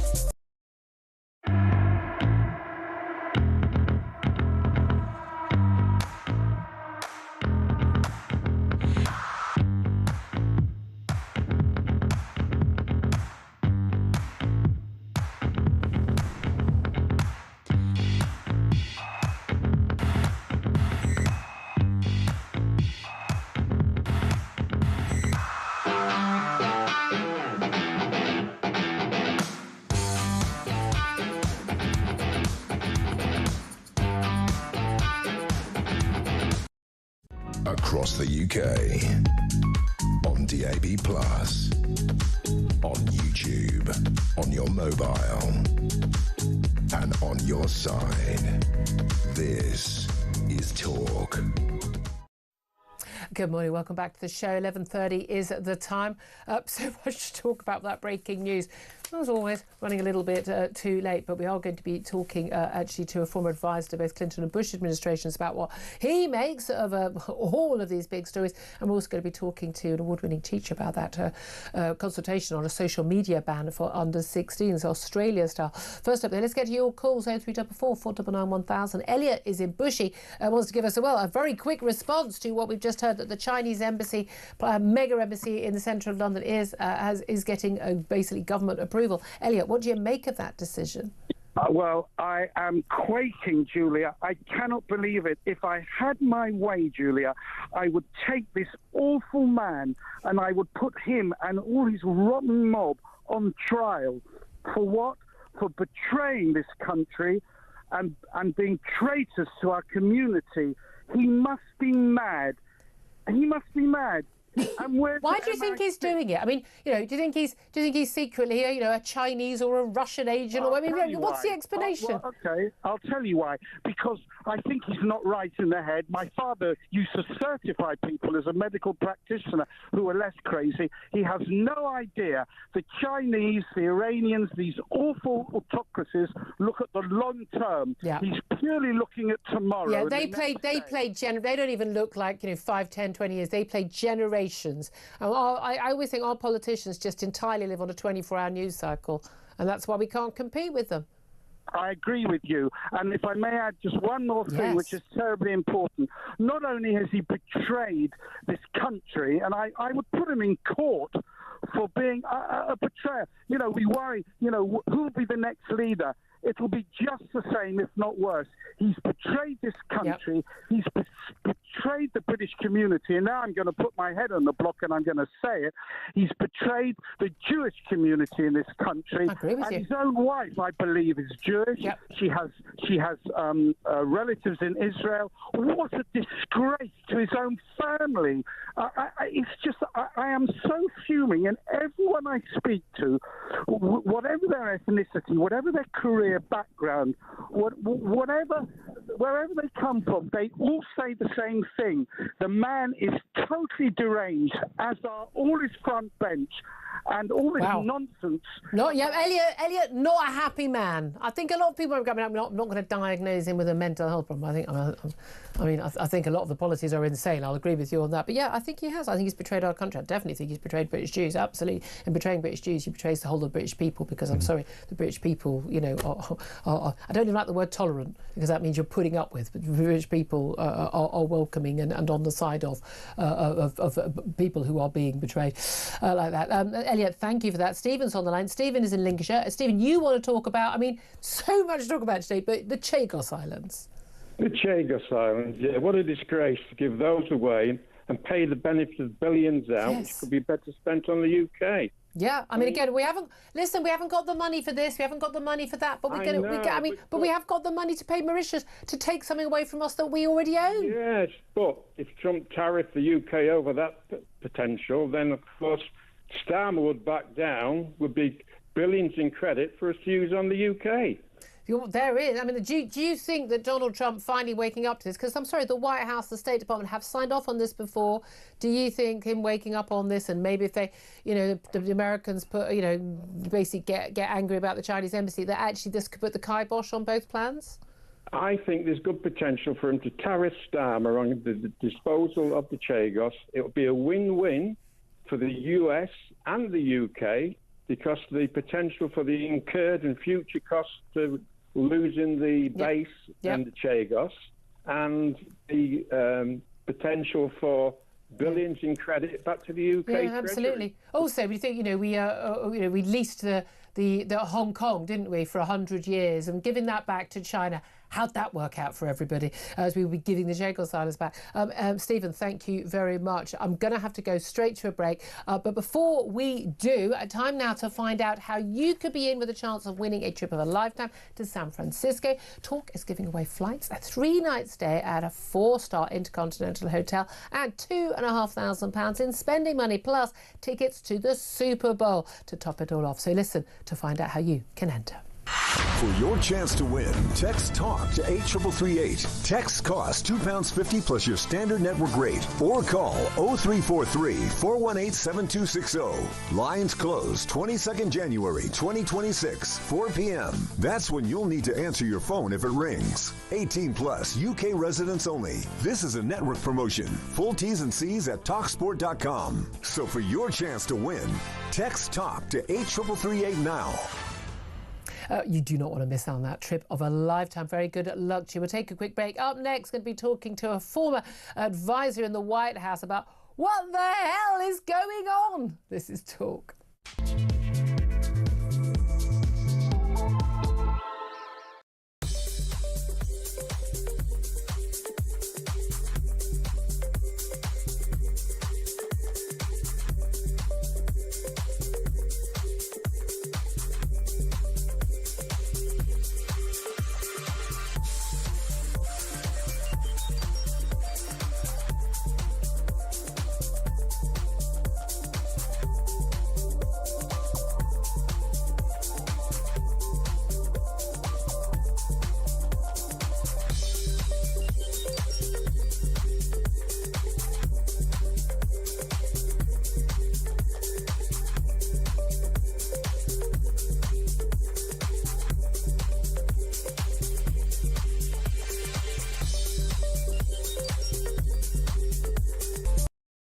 Across the UK, on DAB+, on YouTube, on your mobile, and on your side.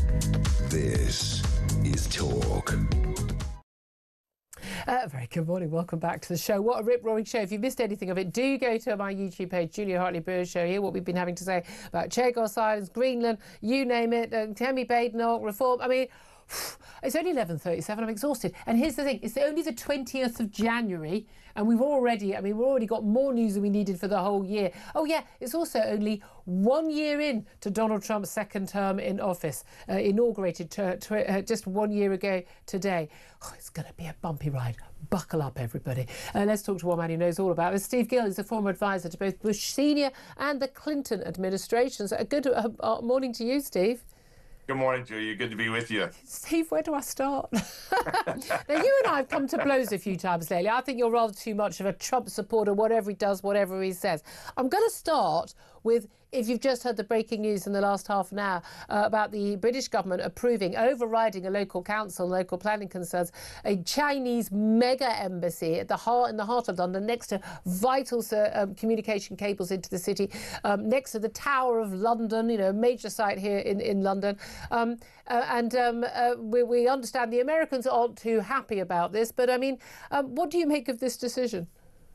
Again, I think like your callers are pointing out, I think people in England are already feeling betrayed by the influx of illegal aliens who've changed the culture, changed the economy, and are changing the dynamics of England. Now, I don't know what that's got to do with the Chinese embassy.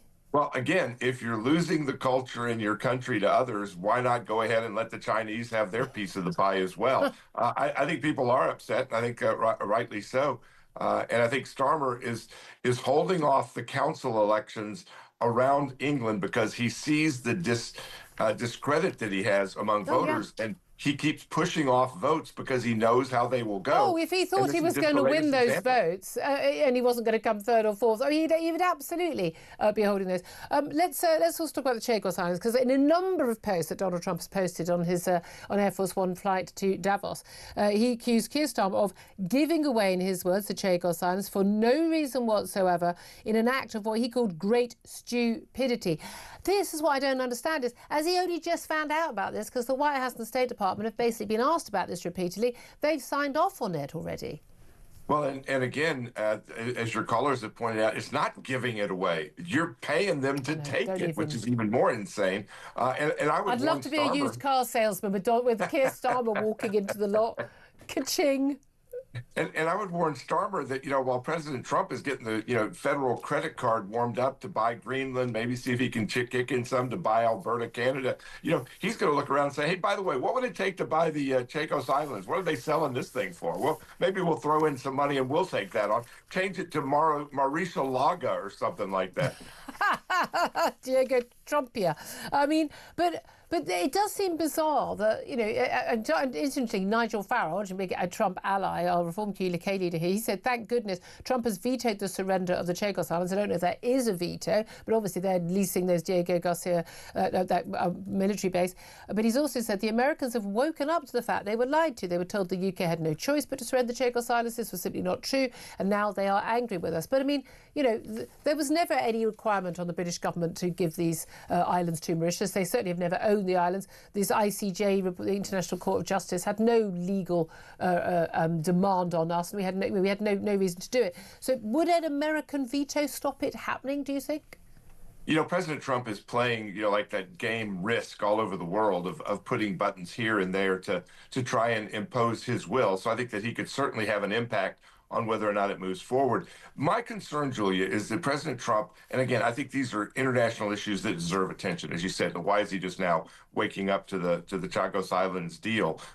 But I think he needs to recognize that his involvement in international affairs in other countries and what appears to be a desire for the Nobel Peace Prize may cause him political problems at home, where people are more concerned about their piece of the pie economically, domestically at home. And I think, again, he did not run to be, the governor of the world, the president of the world. I think he needs to focus on what's going on at home. And he's got the midterm elections in November where he could lose Congress, the majority in Congress. But crucially, I mean, again, like every American president, no American president has ever been elected saying, I'm going to go and be the policeman of the world. Every American president has been elected to be isolationist, and none of them turn out to be. In fact, the one that really absolutely shouldn't be was Obama, and he didn't do enough. Let's also talk about some other posts. Let's talk about Greenland, because that has been dominating the news. Two pictures, AI-generated pictures that Donald Trump's put out. The first is him planting a US flag in Greenland territory. He's got Marco Rubio and J.D. Vance beside him. No doubt they're wearing those new shoes that he bought them, which don't fit them. He's got a sign saying Greenland, US territory established 2026. Also, a picture actually taken from when he was meeting with NATO leaders, Ursula von der Leyen for the EU, Keir Starmer, Macron, you name it, in the White House in the Oval Office. And behind him, he's got a board with a picture of North America, and he's got an American flag on America and on Canada and on Iceland. I mean, look, this is trolling. He may be thinking this is just fun, but he is making a threat against a democratic nation state, saying he will seize a country that says they do not want to be sold, they do not want to become American, that belongs to a NATO ally in Denmark. He's basically said, you know, he is determined to have Greenland. How determined is he? How far is he willing to go? I think the hysteria among some in the EU and NATO that he's getting ready to militarily invade Greenland He said he would do that. Well, he has said that he would use the military to protect Greenland from China and from Russia. That's different than saying we're going to go in and impose our will militarily. But keep in mind that when you have the Chinese and the Russians that are expanding their Belt and Road initiatives around the world in Africa and other places, it is not a stretch at all to see their interest in both the minerals, the strategic location of Greenland as well. No, so but America already has the right to as many military bases and as many troops as it wants there for decades. They've got the right to do it. They've actually taken the number of bases down and the number of military personnel down. That was the choice. He can build that up at any time, and he would have the agreement of the Greenlanders. Why does he need to make threats about taking the country over? And there are already about, I think, 140 U.S. personnel. So the one guy that Keir Starmer was going to send to Greenland to stop a U.S. invasion was ridiculous as well. That's it. A lot of Europeans think this has all been a misinterpretation on Donald Trump's part, which is that the Europeans sent a load of staff, I mean, a load of military personnel over. Again, we sent our one bloke with his husky. But the Europeans sent that because Donald Trump said, hey, you Europeans, you're not protecting this territory. So they went, oh, OK, we'll send some people over to show you we are serious. And then he interprets it as basically saying, come and have a go if you think you're hard enough, America. This is about a lack of communication, isn't it? But some of those in the European leadership were saying, look, we will fight America with their own weapons, which is kind of interesting. You're going to have to buy the weapons from us to fight us with our weapons, which, again, the craziness of what some of these leaders have said. And again, as soon as Trump talked tariffs, the Germans took their 14 guys back home. So it is miscommunication. It is bad politics. And you look at what the Meloni, Prime Minister of Italy, is saying, that, look, we're not going to go along with this. I think what is really at play here that should concern the EU and Britain and others, the EU is getting more and more fractured in terms of we're going to go our own way and negotiate with Trump. We've got our own economic problems at home. We don't have the money to spend on these kind of foreign dalliances. And as you point out, the EU and Denmark are saying, look, the Greenlanders don't want to decide to go with the U.S., then let them vote. Let them vote, which is allowed. Well, absolutely, they could vote. Hey, my view is if Donald Trump hadn't made threats and he'd said, hey, look, we'd like to come and do this, we'll pay you all $1 million, they'd have $57,000, it'd be cheap at half the price, they'd probably have agreed to it. But you're talking about hysteria and overreaction from the Europeans. It's Donald Trump who's threatening massive tariffs, 10% and then 25% by June, on closest NATO allies, because they're saying you can't commit this act of hostility on a member of NATO. The only winner from this, biggest winner from this, is two of them really, is Russia and China. Xi Jinping and Vladimir Putin are laughing their heads off this morning. Well, as Prime Minister Meloni has pointed out, it is the EU that is overreacting when Trump says, I want to negotiate.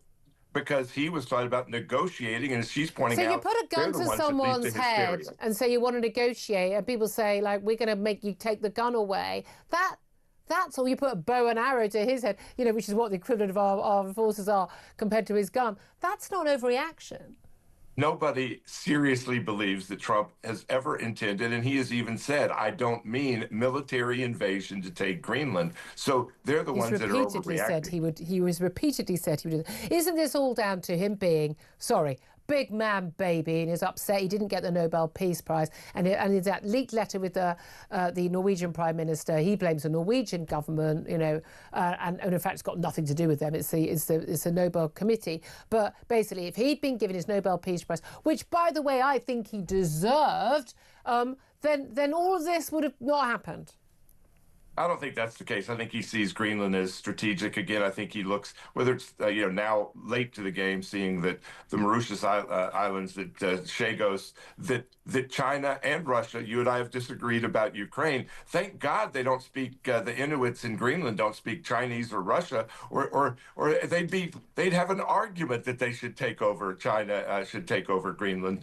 President Trump is looking at the globe of you have to block the strategic, military, and economic impact of China. I've got no issue with him taking on China and Russia in the North Atlantic. Got no issue. Yes, please. I'd like him to take on Russia rather more, including in Ukraine.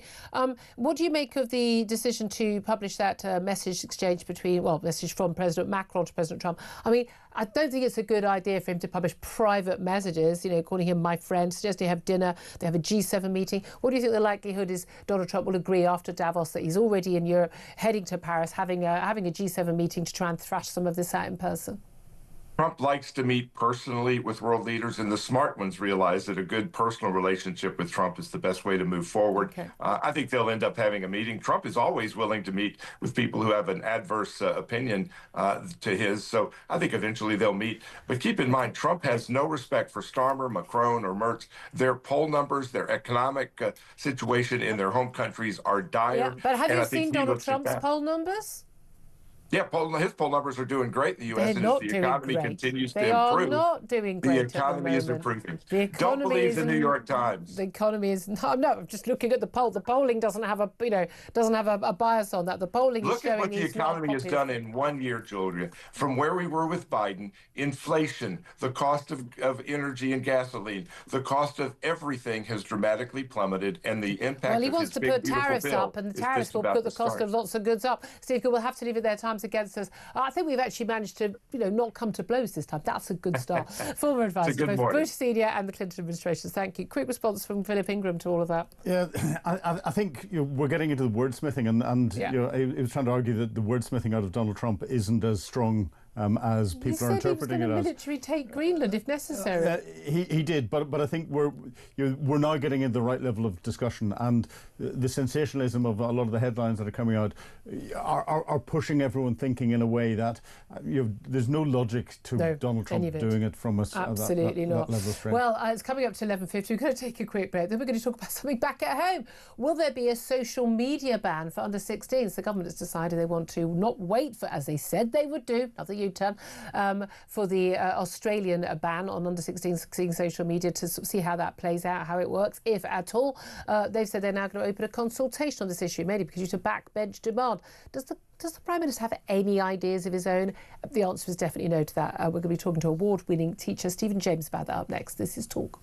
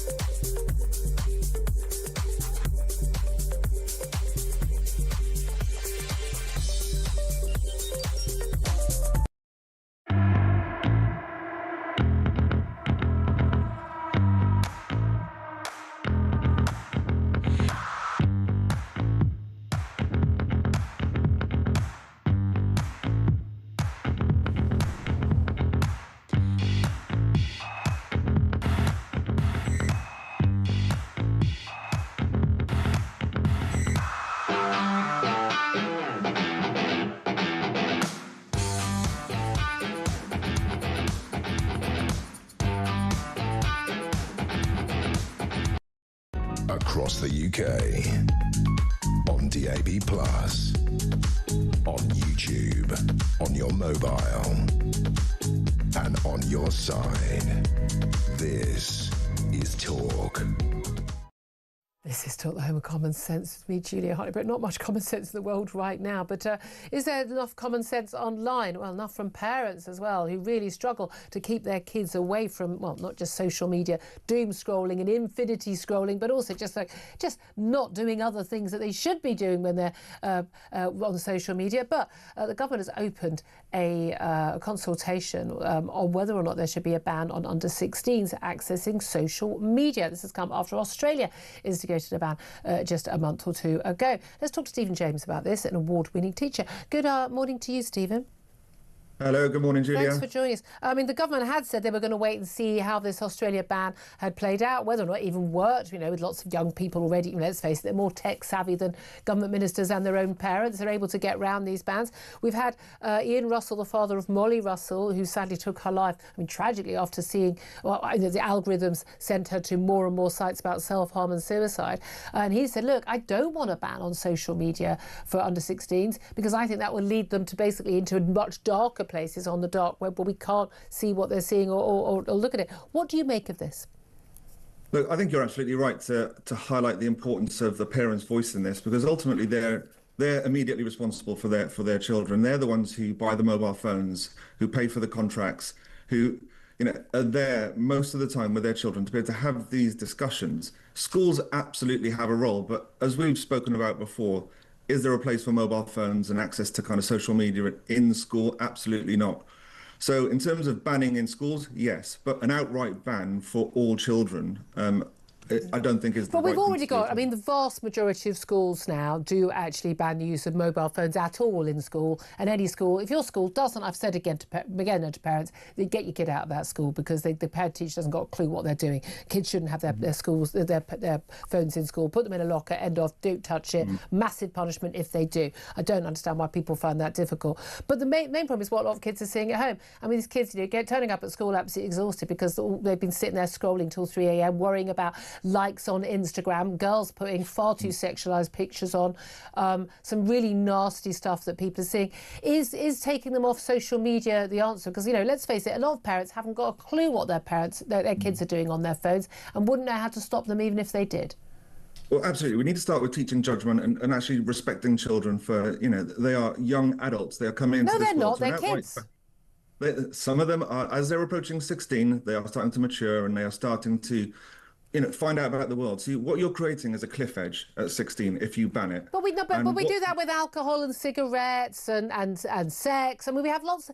There has to be a cliff edge. At one point you can't do something, at one point you legally can. We know that we blur the lines. Most people I know were, drinking or smoking or doing God knows what before their legal age they were allowed. But that doesn't mean we get rid of those legal age limits. And absolutely, and I agree with you. And I would be telling you a lie if I didn't have a beer before the age of 18.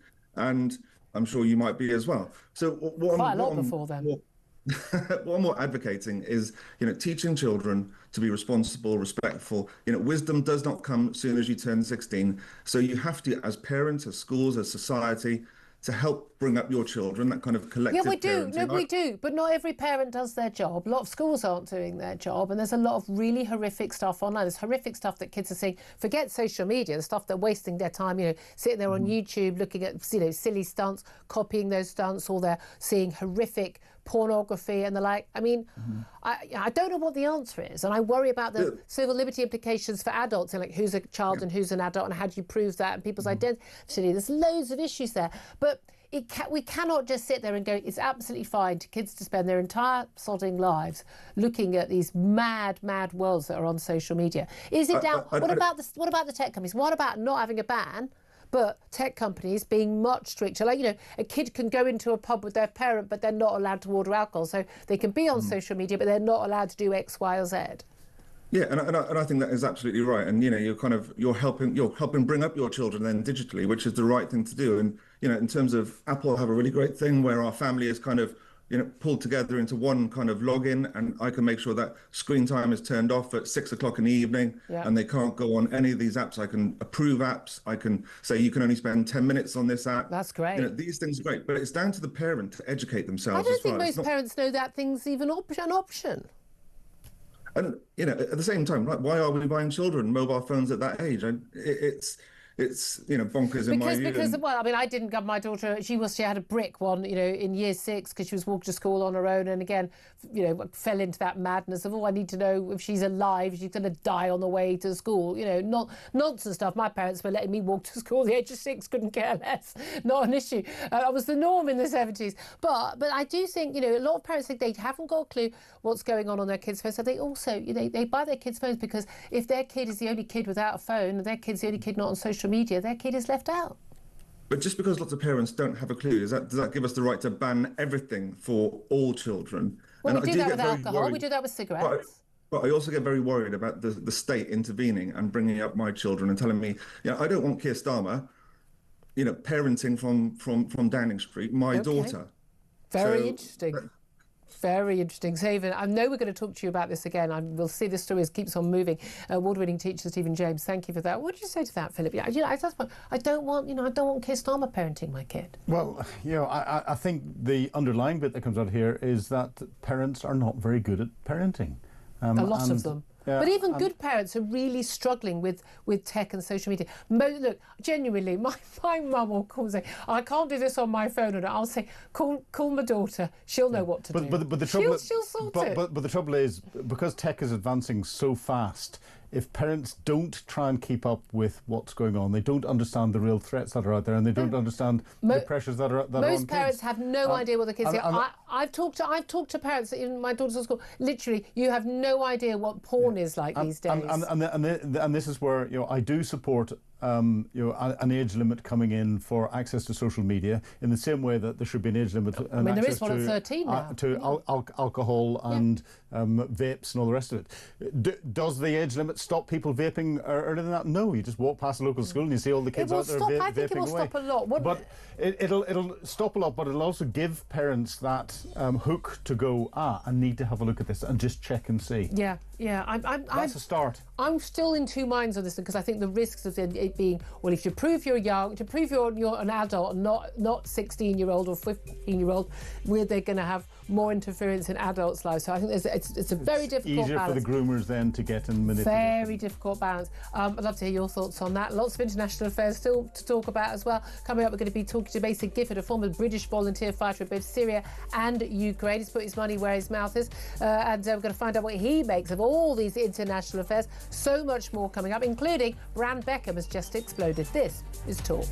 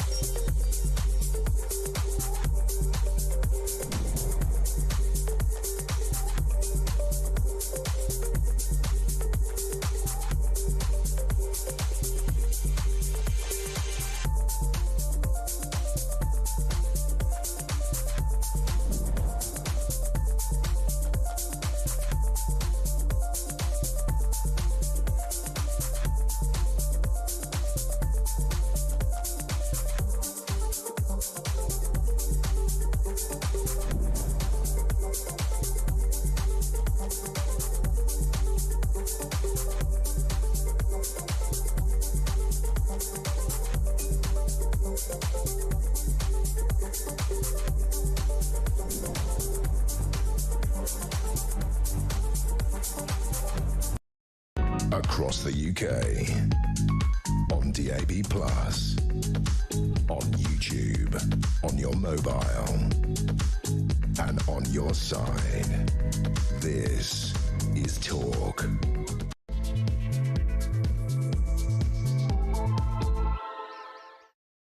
Well, good afternoon to you. 2 minutes past midday. We're only halfway through the day. We've already had enough news, not just for the day, but for the entire year, I'm pretty sure it's safe to say. We've got lots more to talk about in the next hour before Ian Collins takes over at 1. And whether you are listening on DAB+ radio or on your smart speaker, watching on YouTube or your connected device, thank you so much for being with us. Always appreciate you taking the time to join us. If you did miss anything from the show, wow, we've had a rip-roaring first 2 hours. Go to my YouTube page, The Julia Hartley-Brewer Show, hit subscribe, and you never have to miss a thing. Coming up in this hour, we're going to be talking more about the news in the last hour. The UK government has approved the Chinese mega embassy right next to the Tower of London, and also right next to, within a metre, some of the most vital communication cables to London City, basically vital to our economy. Absolutely extraordinary decision that has already been condemned by many more. Basically, anyone who's got their head screwed on, right? We're also going to be discussing Donald Trump accusing Keir Starmer of giving away the Chagos Islands for no reason whatsoever, he says, in an act of great stupidity. Yep, the White House has finally woken up to the madness of that deal. And also, we're going to be talking a bit more about Greenland and all the threats there, EU tariffs, but also, crucially, why Shamima Begum, remember her, the ISIS bride, didn't really have a problem with finding, heads in bins under the ISIS regime in Syria. She was all for it after leaving Britain at the age of 15. Well, she could now be freed from her detention camp in Syria due to the chaos there within days. Wonder where she'll try to go afterwards. Will it be Britain? Also, Kemi Badenoch warned Tory MPs in a letter last night that she won't tolerate any more psychodrama after recent defections to reform. I would say good luck to that, Kemi. And Nepo baby Brooklyn Beckham has been attacking his family, particularly his mother and father, on social media. So David Beckham has turned up in Davos, not answering questions from the media about the, well, let's face it, exploding facet that is the Beckham brand, because that is now whoosh, in an awful lot of little pieces on the ground. Right, so much more to talk about. I want to hear your thoughts on anything and everything you want to have your say on, whether it's the giving away of the Chagos Islands, Donald Trump accusing Starmer of great stupidity, the giving away of the territory to China to build a big mega embassy. I can see just across the river to where it would be from the studio right now, despite all the concerns that have been raised, certainly by, perhaps we say, former MI6 and MI5 leaders who perhaps are able to speak out rather more openly and freely and honestly than those who are currently in those jobs. Give us a call. Let us know your thoughts on 0344 499 1000. Text us on 87222. You can get in touch on X at talkTV. Calls are charged at the national rate. Text costs £1, standard network rate message. Still with me in the studio, I'd like to say, is Philip Ingram, MBE, former senior military intelligence officer. It's never a bad day to have him in the studio with his breadth and depth of expertise on so many of these different issues. But I mean, I'm telling you, I'm not joking. I'm worn out with all the news we've got today. Woke up this morning, we had a great show plan. I like to think we've still had a great show. But Donald Trump and this whole raft of messages on Truth Social, and then his criticism of the Prime Minister on the Chagos Islands, and now we've got the decision on the Chinese embassy. Well, and Greenland, of course, what should be number one in Keir Starmer's in-trade today? Number one in Keir Starmer's in-trade today should be recognising that the world is a much more dangerous place, and therefore start to properly invest in our defence, but insisting that the investment in our defence builds up our own defence industry, because that will build up our economy and give us It's a magnificent way to build up the economy, isn't it? A hugely magnificent way of doing it, but he's not doing it. He's bluffing. He's lying when he says he's giving more money into defence. In reality, he's cutting it for the next 3 years because he's front-loaded the Chagos deal and compensation for Afghans out of the defence budget. And that is in the tens and tens and tens of millions millions of pounds. It's in the billions of pounds. Billions in total. It's in the billions of pounds. Again, it's all lies. I said earlier on the show, if you missed this, go to on my social media and the Talk social media on X and but also I'll be on our YouTube page, Julia Hartley-Brewer show. If you want to find that, hit subscribe. You never have to miss a thing from that. But basically saying, no, genuinely, I think the Prime Minister is a clear and present danger to our nation's security at this time, full stop. Well, let's talk to someone who has definitely been in clear and present danger. He's a former British volunteer fighter in Syria against Assad and also in Ukraine against the Russians. He's put his money, he's put his muscle, he's put his life where everyone else just does the talk, including people like me. He's also the author of Fighting Evil, the ordinary man who went to war against ISIS. Mesa, thank you very much indeed for joining us. Good afternoon. I mean, where do we start, mate? Right, look, let's talk first of all, just that news that's come in the last hour about the Chinese embassy, because you've been, you fought against the Russians, you fought against ISIS, and the forces ranged against Assad, of course, in Syria as well. Now, you've been fighting, I'd say, the good fight over the years. What is the point of people like you, and indeed, British military in terms, basically taking on a fight against our enemies when you've got, the Prime Minister and the government handing over British territory to the Chinese to build a mega embassy, which could be a direct threat to our security? Well, it's deeply frustrating. I think this government, and actually, I must say previous ones too, have just found themselves strong-armed time and time again into terrible decisions for our country. I think the Chinese embassy is a good sort of example of that. Obviously, you can talk about the Chagos Islands. You can also talk about Donald Trump's treatment of us as well. But in regards to the embassy, I mean, it's actually quite a good thing that we can get all the Chinese diplomats into one space. I believe they operate in 5 at the moment. That would be good. But what is disastrous is that the Chinese government very much, as I said, strong-armed the government on this one. The embassy sits next to very vital cables from the City of London, which is the powerhouse of the British economy. And the Chinese spies have stolen so much from us over the last few years. So, I mean, it's just getting a little bit of common sense injected into government. That's what we're I mean, we should try that. I wonder if that would work. I mean, it's very interesting also to see Donald Trump in numerous Truth Social posts over his flight over on Air Force One to speak in Davos tomorrow. But he's criticised the Prime Minister on the Chagos Islands. I don't know why he's suddenly woken up to this issue, because the White House has signed off before. But how significant is what he calls the giving away of the Chagos Islands for no reason whatsoever? He calls it an act of great stupidity. It is monumental stupidity. I mean, the islands were only sort of administered from Mauritius. They've got no claim to the islands whatsoever. It's more than 1,500 miles away, I think, from the islands. The islands were terra nullius when they were discovered. They've been part of Britain for hundreds of years. There's a very important base there. And the idea that we're just going to give it away is just insanity. Who's pushing China to give up Tibet? Which is a far more fundamental issue with millions of people inside. And to stop making threats against Taiwan as well. Exactly. Well, why is Britain the one that's being strong-armed into making terrible decisions by either foreign despots or foreign lawyers?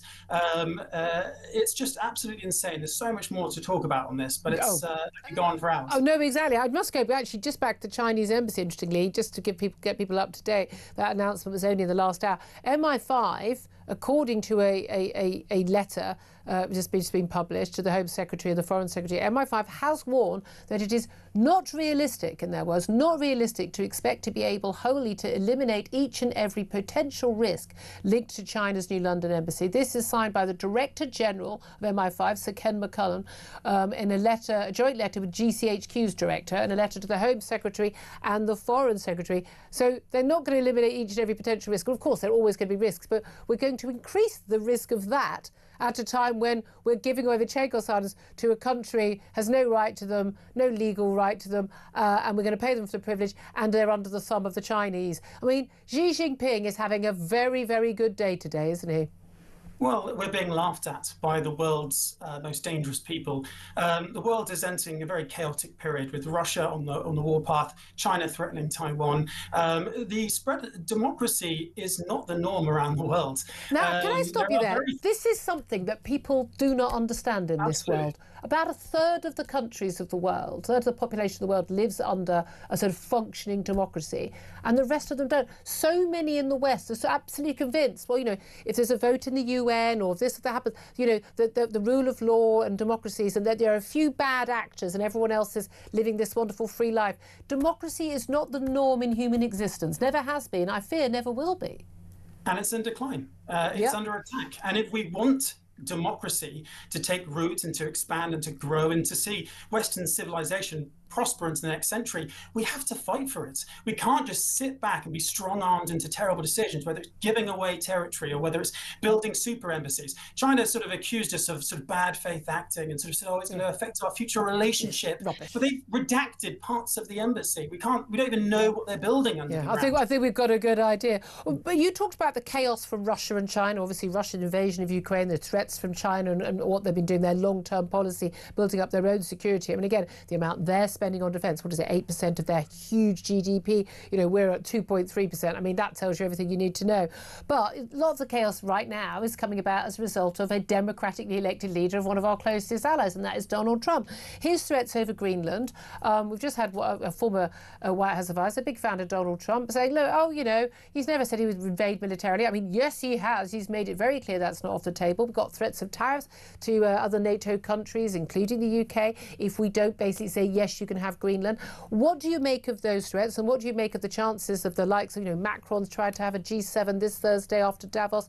They're all going to try and talk to him. The Trump whisperers, you know, Mark Rutte of NATO are going to be trying to sort of get in his ear. What do you think the chances are of basically talking Donald Trump down?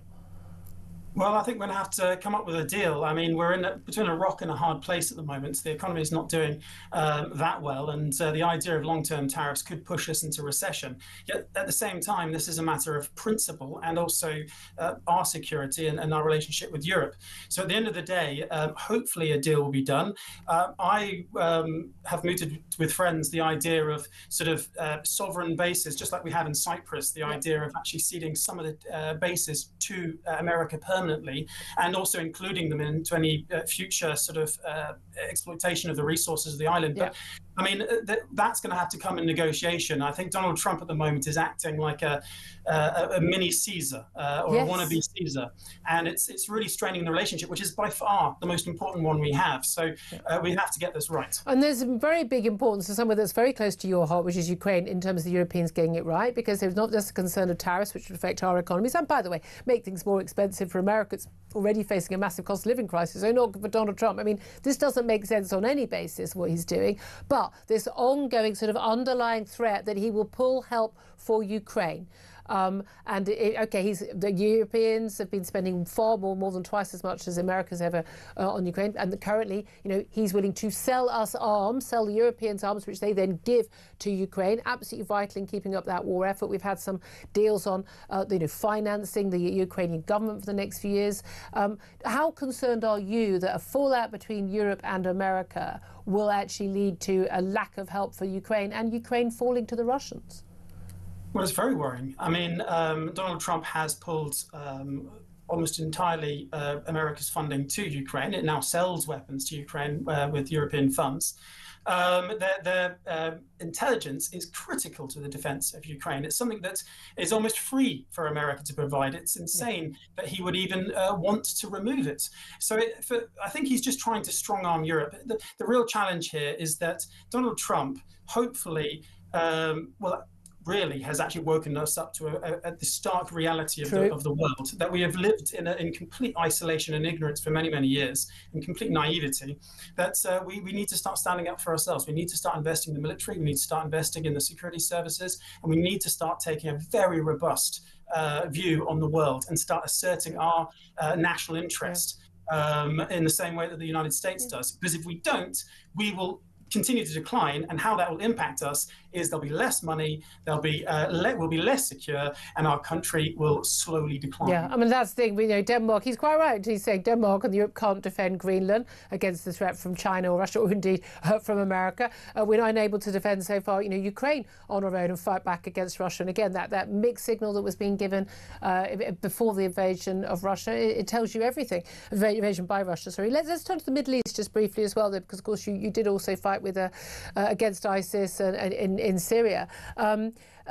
In Gaza, the Gaza peace plan, such as it's still in play, we've got this sort of board being set up to sort of take the country forward. I don't know how realistic any of this ever was. It was all in sort of, you know, the next stages of the plan for Gaza.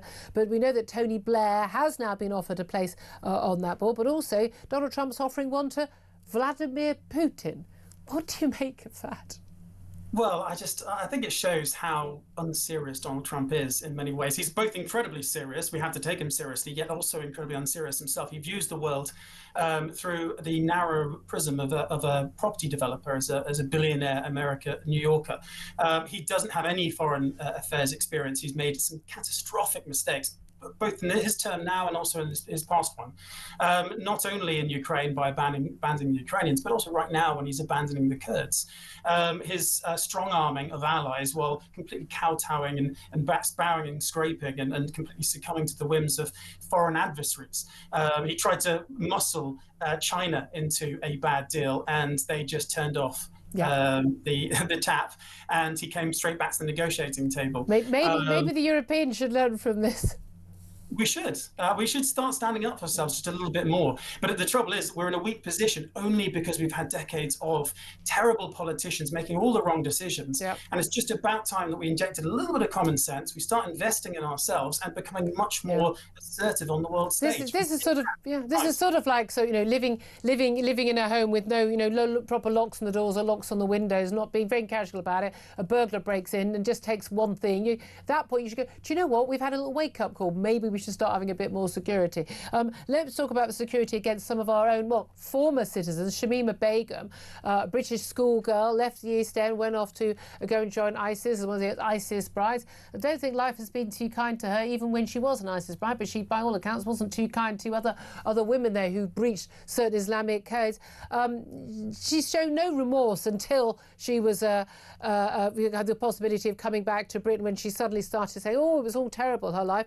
But this is a woman who's still in a prison camp in the Middle East. There's a lot of talk that she may end up being freed because of chaos in Syria. Talk us through where she's being held, who's holding her, and how she could end up freed, and whether or not she is likely to try, although she's failed legally to get back here, to make her way back to Britain. She's in the Al-Hol camp in northeastern Syria.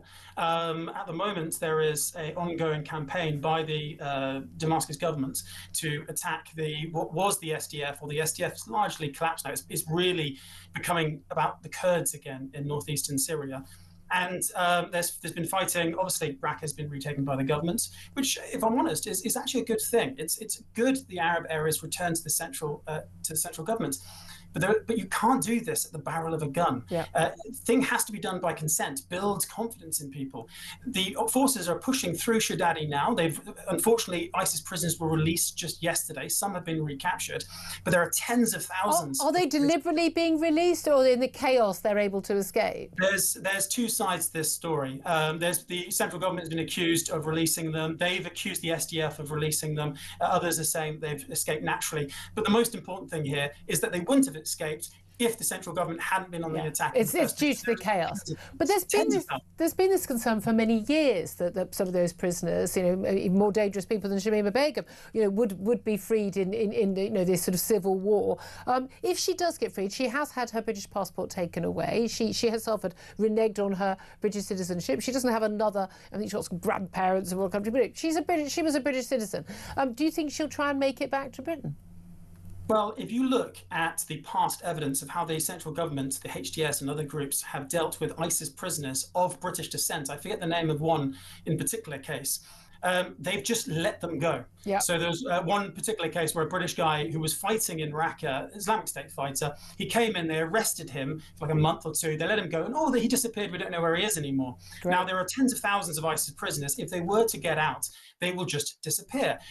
Does she still retain her passport? Could she still get on a flight from Turkey or Lebanon or wherever and get back to the UK? And what would we do if she just turned up? Oh, we'd welcome her with open arms, apparently. Well, there's thousands of people coming across the channel. There's other ways to get to the UK. And if she were to turn up, then how would we deal with her? Would be a prolonged legal case. Yeah. But more importantly, as you say, there are far more dangerous people than Shamima Begum, even though MI5 deem her as a real incredible threat. They think she's a threat, but there are others who are complete fanatics who know how to build bombs, who are deadly trained, and if they turned up on British streets, it would be an utter disaster. So we need to get this right as well. It's another one of those happy mornings, happy afternoons, isn't it? Mason Gifford, great to get your thoughts on all of these different stories. So appreciate former British volunteer fighter in Ukraine and in Syria. Philip Ingram, listening to all of that, I know you disagree with some of the things about the Chinese embassy. I want to get you just on Shamima Begum. Just first of all, what is the risk of her coming back? Oh, I think the risk is very high indeed. She will get into the refugee route. She will, and the asylum seeker route. She will be. She made her way out. She can make her way back. She'll be picked up by the organised crime gangs. Someone will pay a small fortune for her to come in through the channel. But she'll either reveal her identity or not. Presumably fingerprinting or something.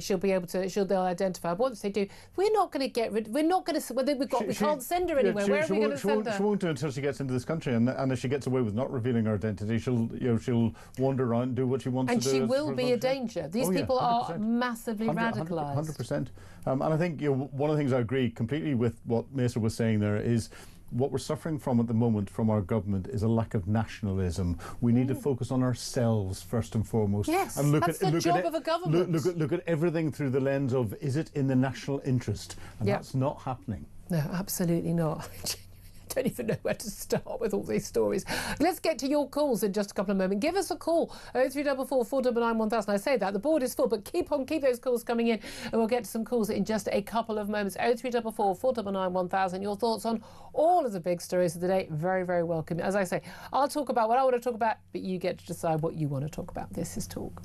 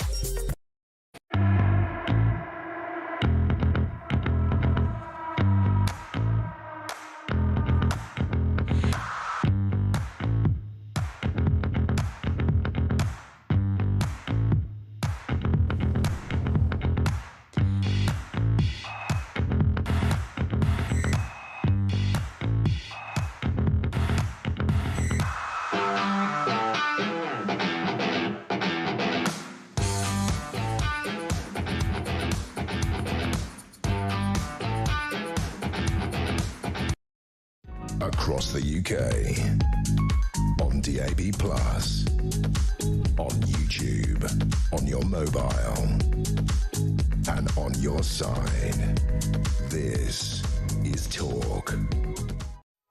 Good afternoon, welcome back to the show. 12:25 is the time. So much going on today, whether it's the Chinese embassy getting the go-ahead, extraordinary line from the boss of MI5 at GCHQ, basically saying, look, they can't guard against all of the risks of that Chinese mega embassy in central London. Oh, so that's okay then. I mean, this is insane.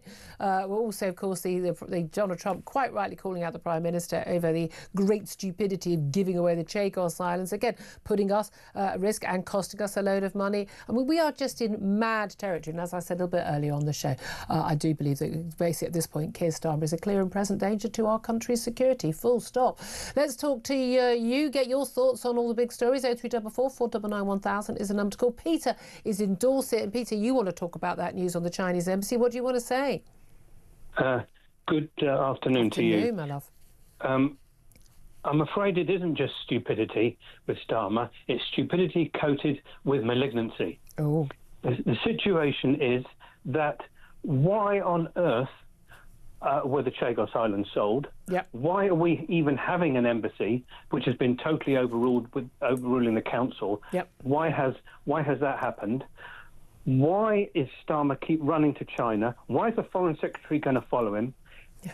Totally autocratic decisions made.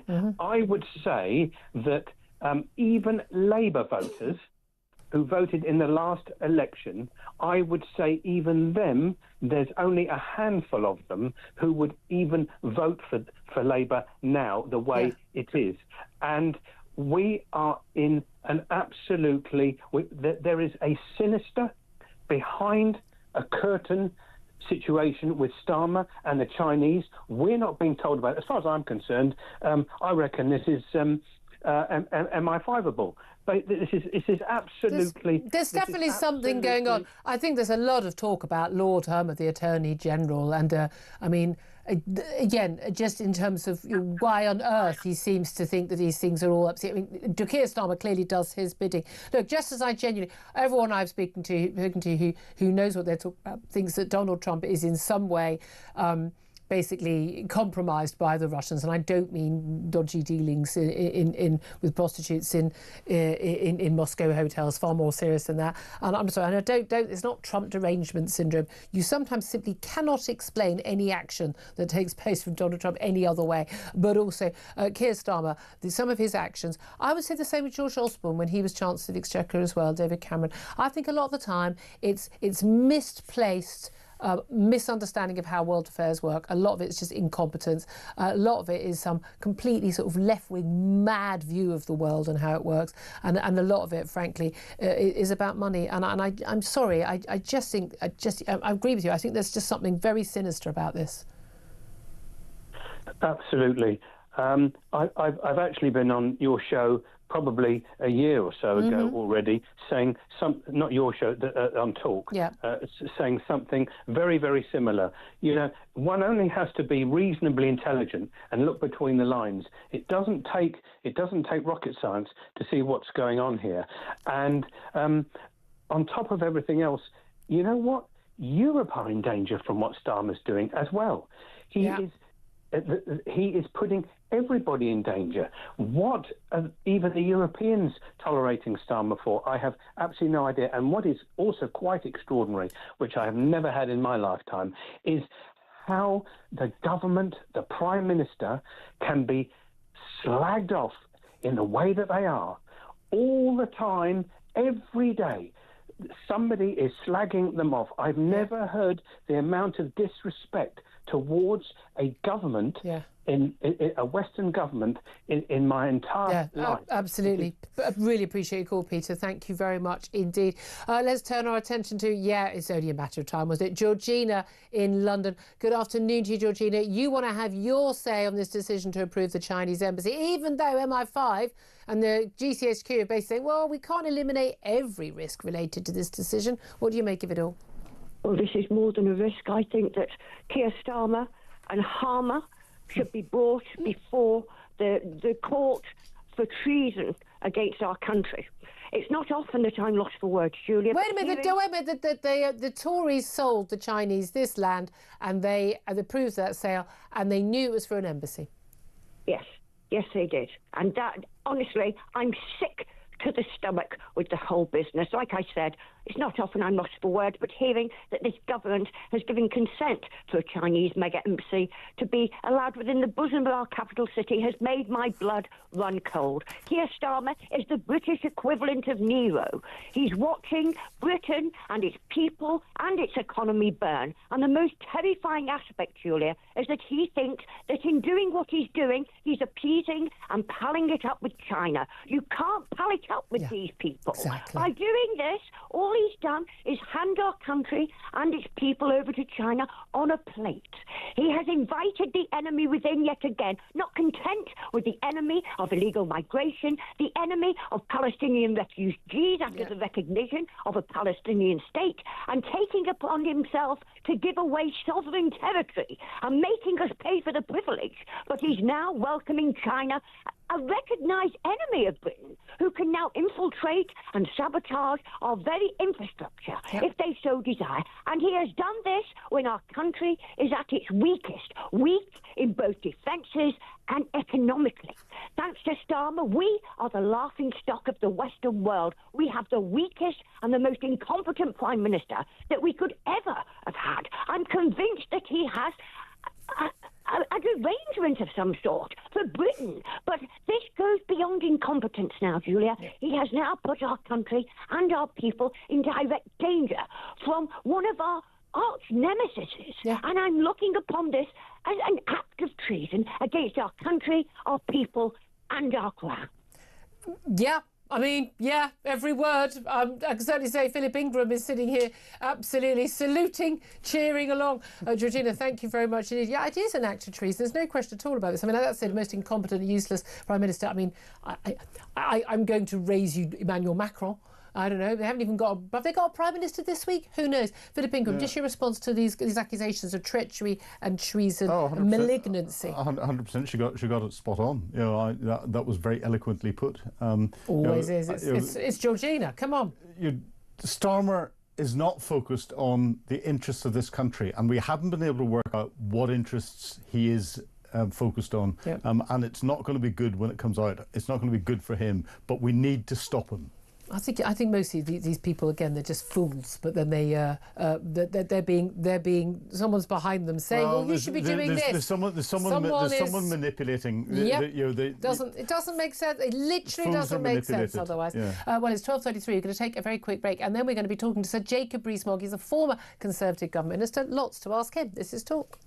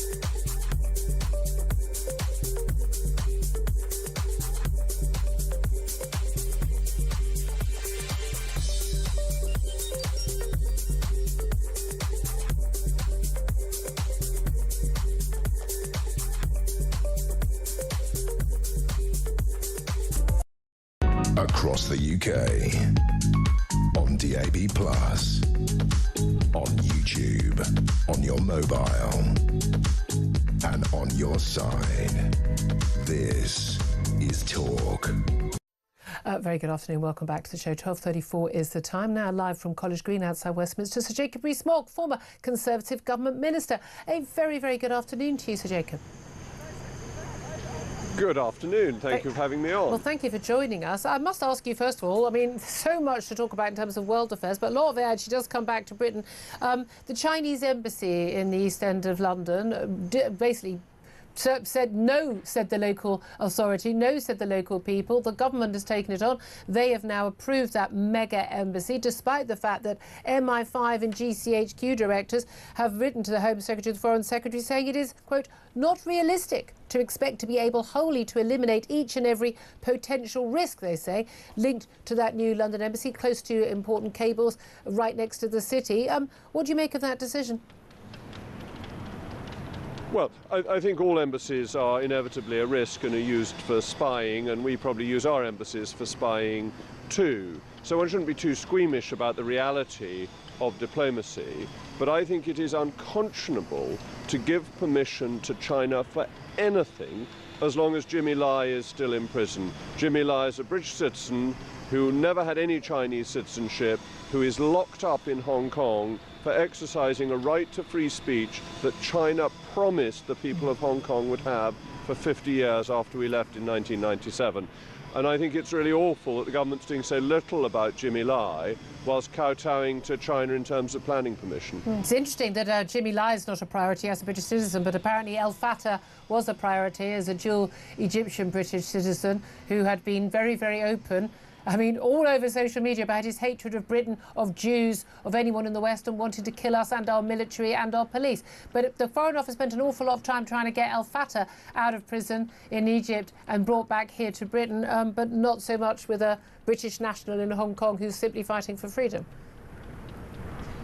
You're quite right. So the Foreign Office kowtows to China and brings Britain haters here. It's really a very stupid approach to foreign policy, and we should do absolutely nothing for China until Jimmy Lai is free. We have a duty to him and the people of Hong Kong.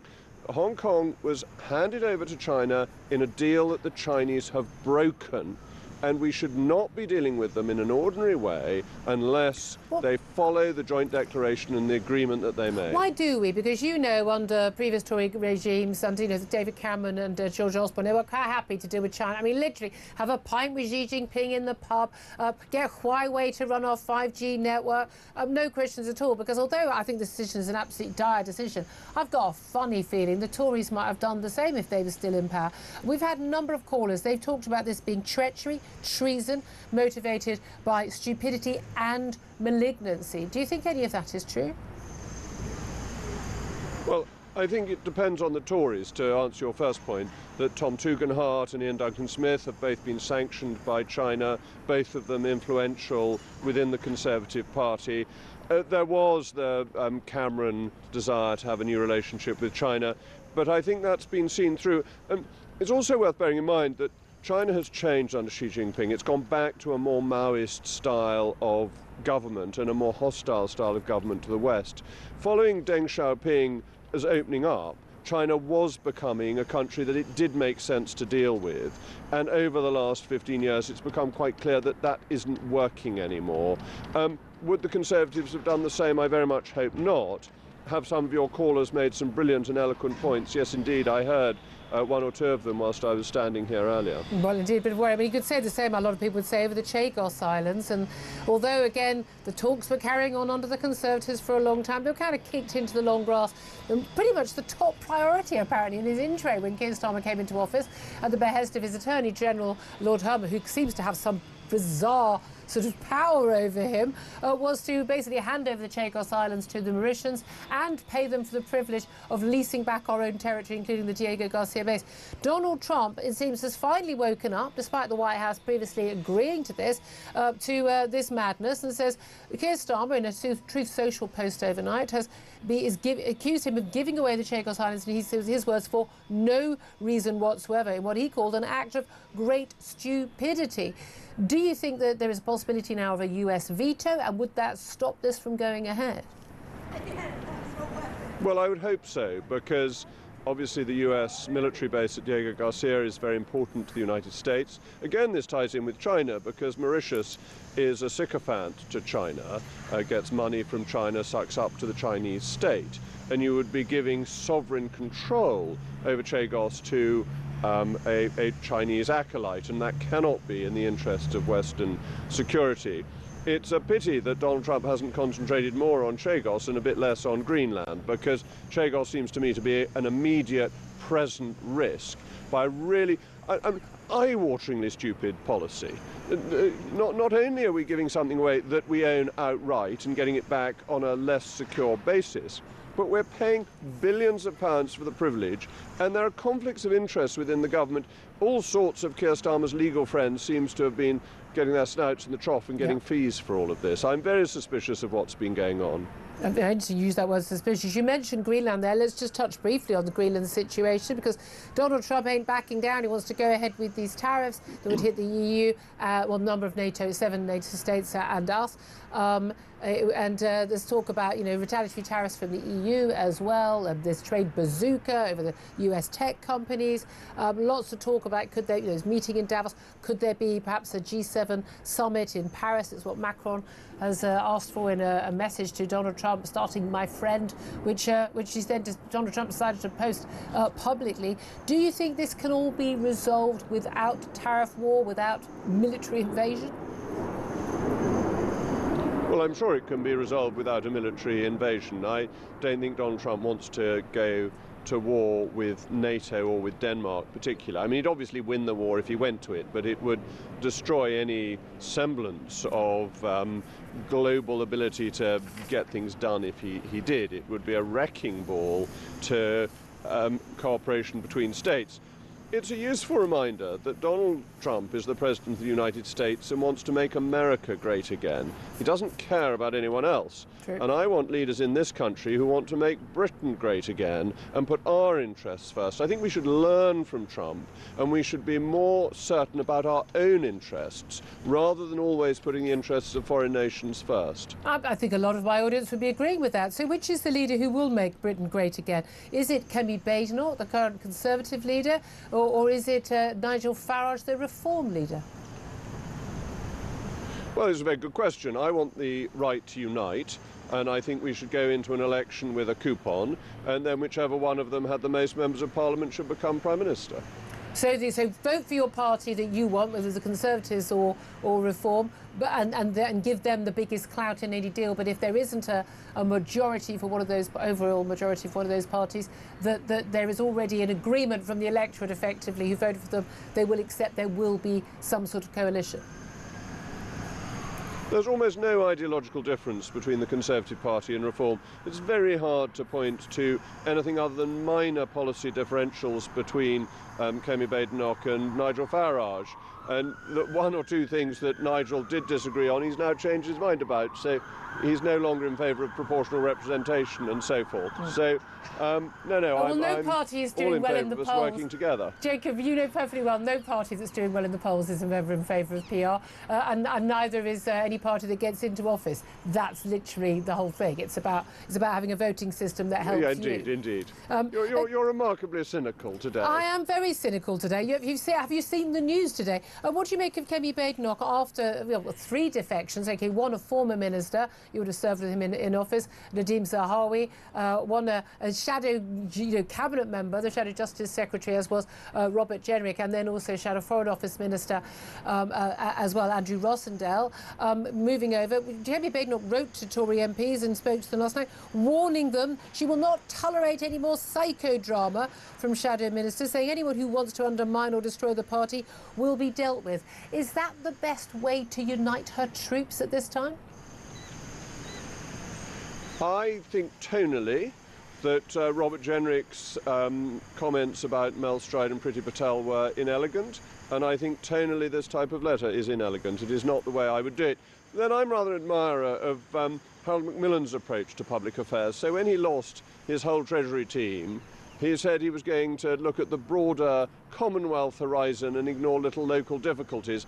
I think leaders need to rise above immediate spats rather than becoming cross about them. I don't think that works very well in terms of PR. Well, especially if you're down in the doldrums in the polls. Now, we see Keir Starmer is also, I mean, he's lost even more. Well, we are going up a bit, actually. To be fair to Kemi, sorry to interrupt, but to be fair to Kemi, she is going up a bit, and her own ratings are going up. Absolutely. And Nigel has stalled a bit. I mean, the polls aren't as one way as they were for most of last year. No, 100%. I think we've all been giving her, Kemi Badenoch, some very good ratings for PMQs, for sort. I thought she actually played a blinder in basically sacking Robert Jenrick, as she did when she found out he was going to defect, so basically pulled the carpet from under him. But it's interesting that Keir Starmer's ratings are continuing down. He's got 75% negative approval. Extraordinarily, there are still 18% of people in this country who have a positive approval of him. I'd love to know who those people are. But do you think that basically it's all to play for in the next few years before a general election? Because a lot of people are going, it's going to be a reform government, Keir Starmer's out, end of. Probably Keir Starmer may be out even after the local elections. You've been around in politics a long time, so have I in political journalism. Do you think that actually things aren't quite as settled as some people might claim? Things are never as settled. Think of the Canadian election, where Mark Carney was able to win because Donald Trump threatened to annex Canada, and the Conservatives, who were way ahead, looked certain to get a large majority, suddenly collapsed. Yep. With things like Greenland coming into play, that's quite difficult for Nigel Farage, who's been so close to Donald Trump, when Donald Trump is actively hostile to British interests. So things can be overturned. I did have one thought as you were going through the polling. Do you think the people who still like Keir Starmer are the ones who are still in support of the former Prince Andrew? I wonder if there's any overlap between the two groups. There are still people who give him a positive rating. I wonder if you counted up 18%, is that the number of people who are currently on welfare or in a public sector job? I mean, you know, that may well account for it all. Are they? Just finally, I must ask you, I mean, Nigel Farage gave the 7th of May deadline. That's the day of the local, the Scottish and Welsh elections. That's it. You have to have basically defected to reform by then, whether you're a former Tory MP, former minister. Although you're in a very noisy building site, Westminster, right now, you're no longer an MP and no longer a government minister. Have you thought at all about defecting? I'd say to you what I said to you before. You go to GB News and then I'll think about going to reform. Oh, God, let's start that again. Right, we're ending it now. So Jacob Rees-Mogg, he's always told not to do it, but he does it anyway. So Jacob Rees-Mogg, former Conservative government minister, thank you very much, from a very, very noisy Westminster. Apologies for that background noise. Thank you for that. Philip Ingram, it is interesting. You talk about leaders should want to make Britain great again. Also interesting to talk about that, the right to unite. Basically, yes. Look, we're running on our own policies, we're our own people, we want to have a formal majority. In the event that we don't, we're not going to let this so-called, I hate that I use the word progressive alliance of the left. Give me a break. I mean, they're not progressive. They're absolute extremist nutters. The Green Party is a full-on communist, net zero, grind us into the dirt, put us back in caves, not a party. Yeah. I think there's an awful lot of people who would, on the right wing, centre and right, who would go for that. 100%. And as we said, it's Thatcher's policy that Reform are following. And if ever there was someone who showed a perfect way of sitting on the fence between being Tory or being Reform, Jacob has just given us a masterclass linguistically. Yeah, he's got one foot on each side. A lot of us thought Robert Jenrick was sitting there as well, but he definitely had to jump sides. Very interesting. Jacob is definitely 1 foot in each camp. Right, coming up, we're going to take a quick break, and then we are going to be talking about another a big story today, and that is about Brooklyn. No, it's not an international story involving the borough of New York. Philip Ingram's got his head in his hands right now. I've said to him, read up on this. I want your opinion on it. Yeah, Brand Beckham has exploded into 1,000 tiny pieces. We're going to talk to a PR brand expert about that coming up. First up, though, time now to find out how you could be in with a chance of winning a trip of a lifetime to San Francisco. Talk is giving away flights, a 3-night stay at a 4-star Intercontinental Hotel, and $2,500 spending money. Plus, small point was making tickets to the Super Bowl to top it all off. Listen to how you can enter. For your chance to win, text TALK to 83338. Text costs £2.50 plus your standard network rate. Or call 0343 418 7260. Lines close 22nd January 2026, 4 p.m. That's when you'll need to answer your phone if it rings. 18 plus, UK residents only. This is a network promotion. Full T's and C's at talksport.com. So for your chance to win, text TALK to 83338 now. You do not want to miss out on a chance to win the trip of a lifetime. So very good luck to you. Right now, we'll take a break. Up next, it's a Beckham mess. This is Talk.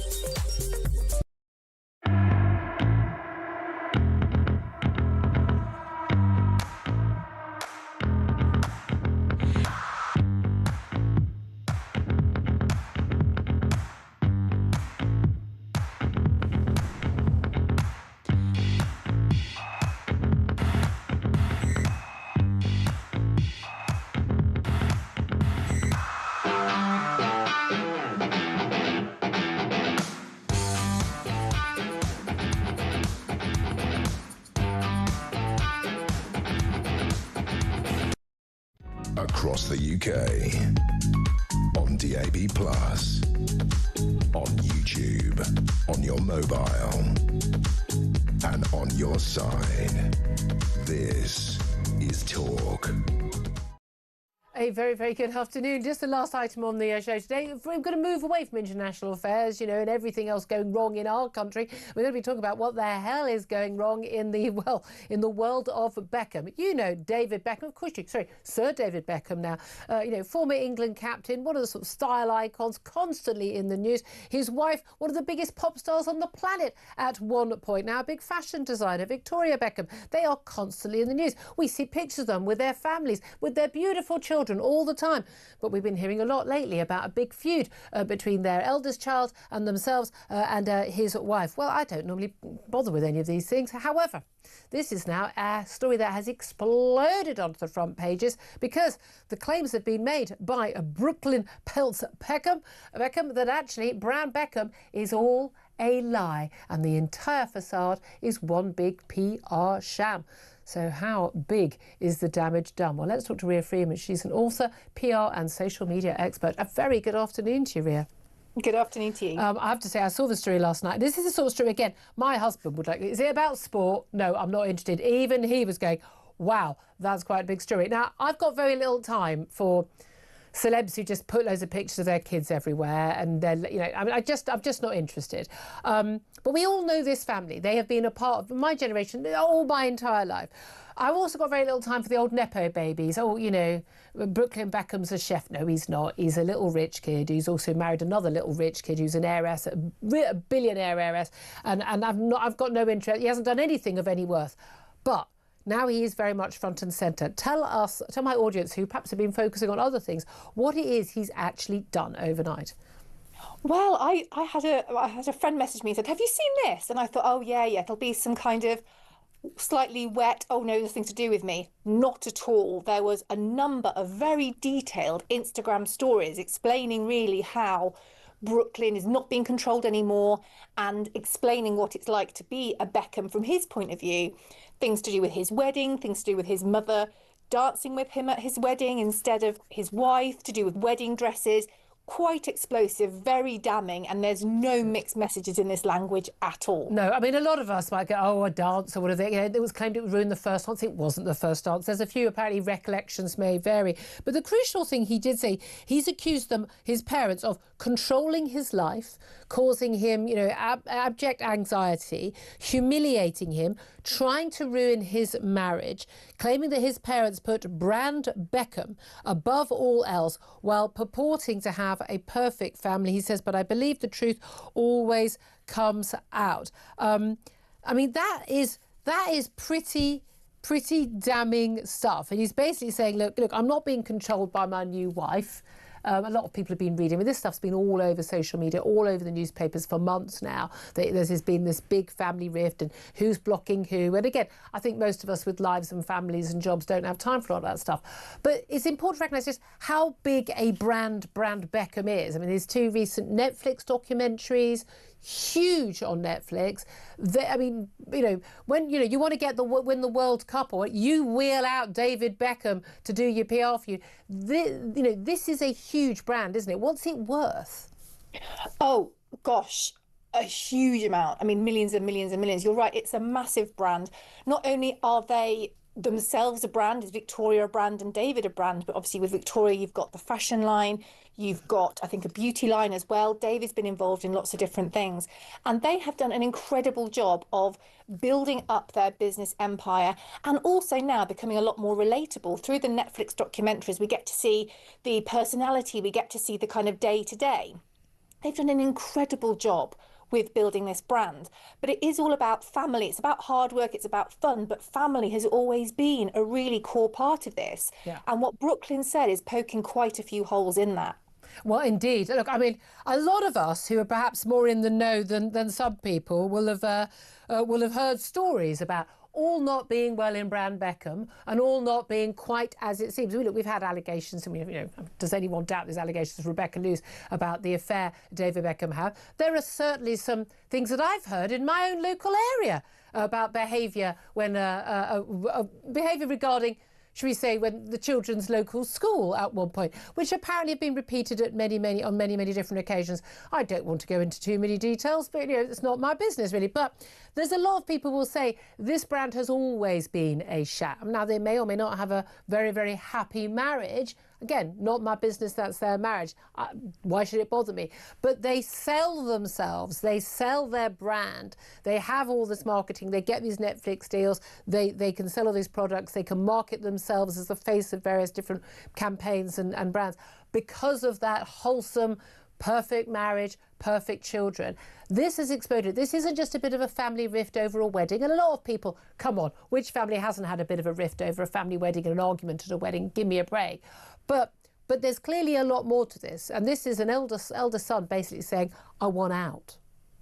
Yeah, it's absolutely huge for their brand. And I think what's going to be really interesting is the next step, because I'm going to compare it to the Prince Harry fallout. I know Prince Harry wasn't the oldest brother, but there were lots of rumours, there was lots of speculation, everybody was quiet, and then it started to come out. And what obviously the royals did was they kept quiet. So are brand Beckham, Victoria, David, all of the children, are they going to keep quiet or are they going to argue back? Yeah, that's the thing. I would probably advise the quietness, because otherwise you're just living out everyone has got family rifts. There's always an argument going on somewhere. Yeah. It's being played out in a horribly public way. So David Beckham is currently at Davos. I don't know why he's doing it at Davos, but he has not been speaking yet. We shall wait and see.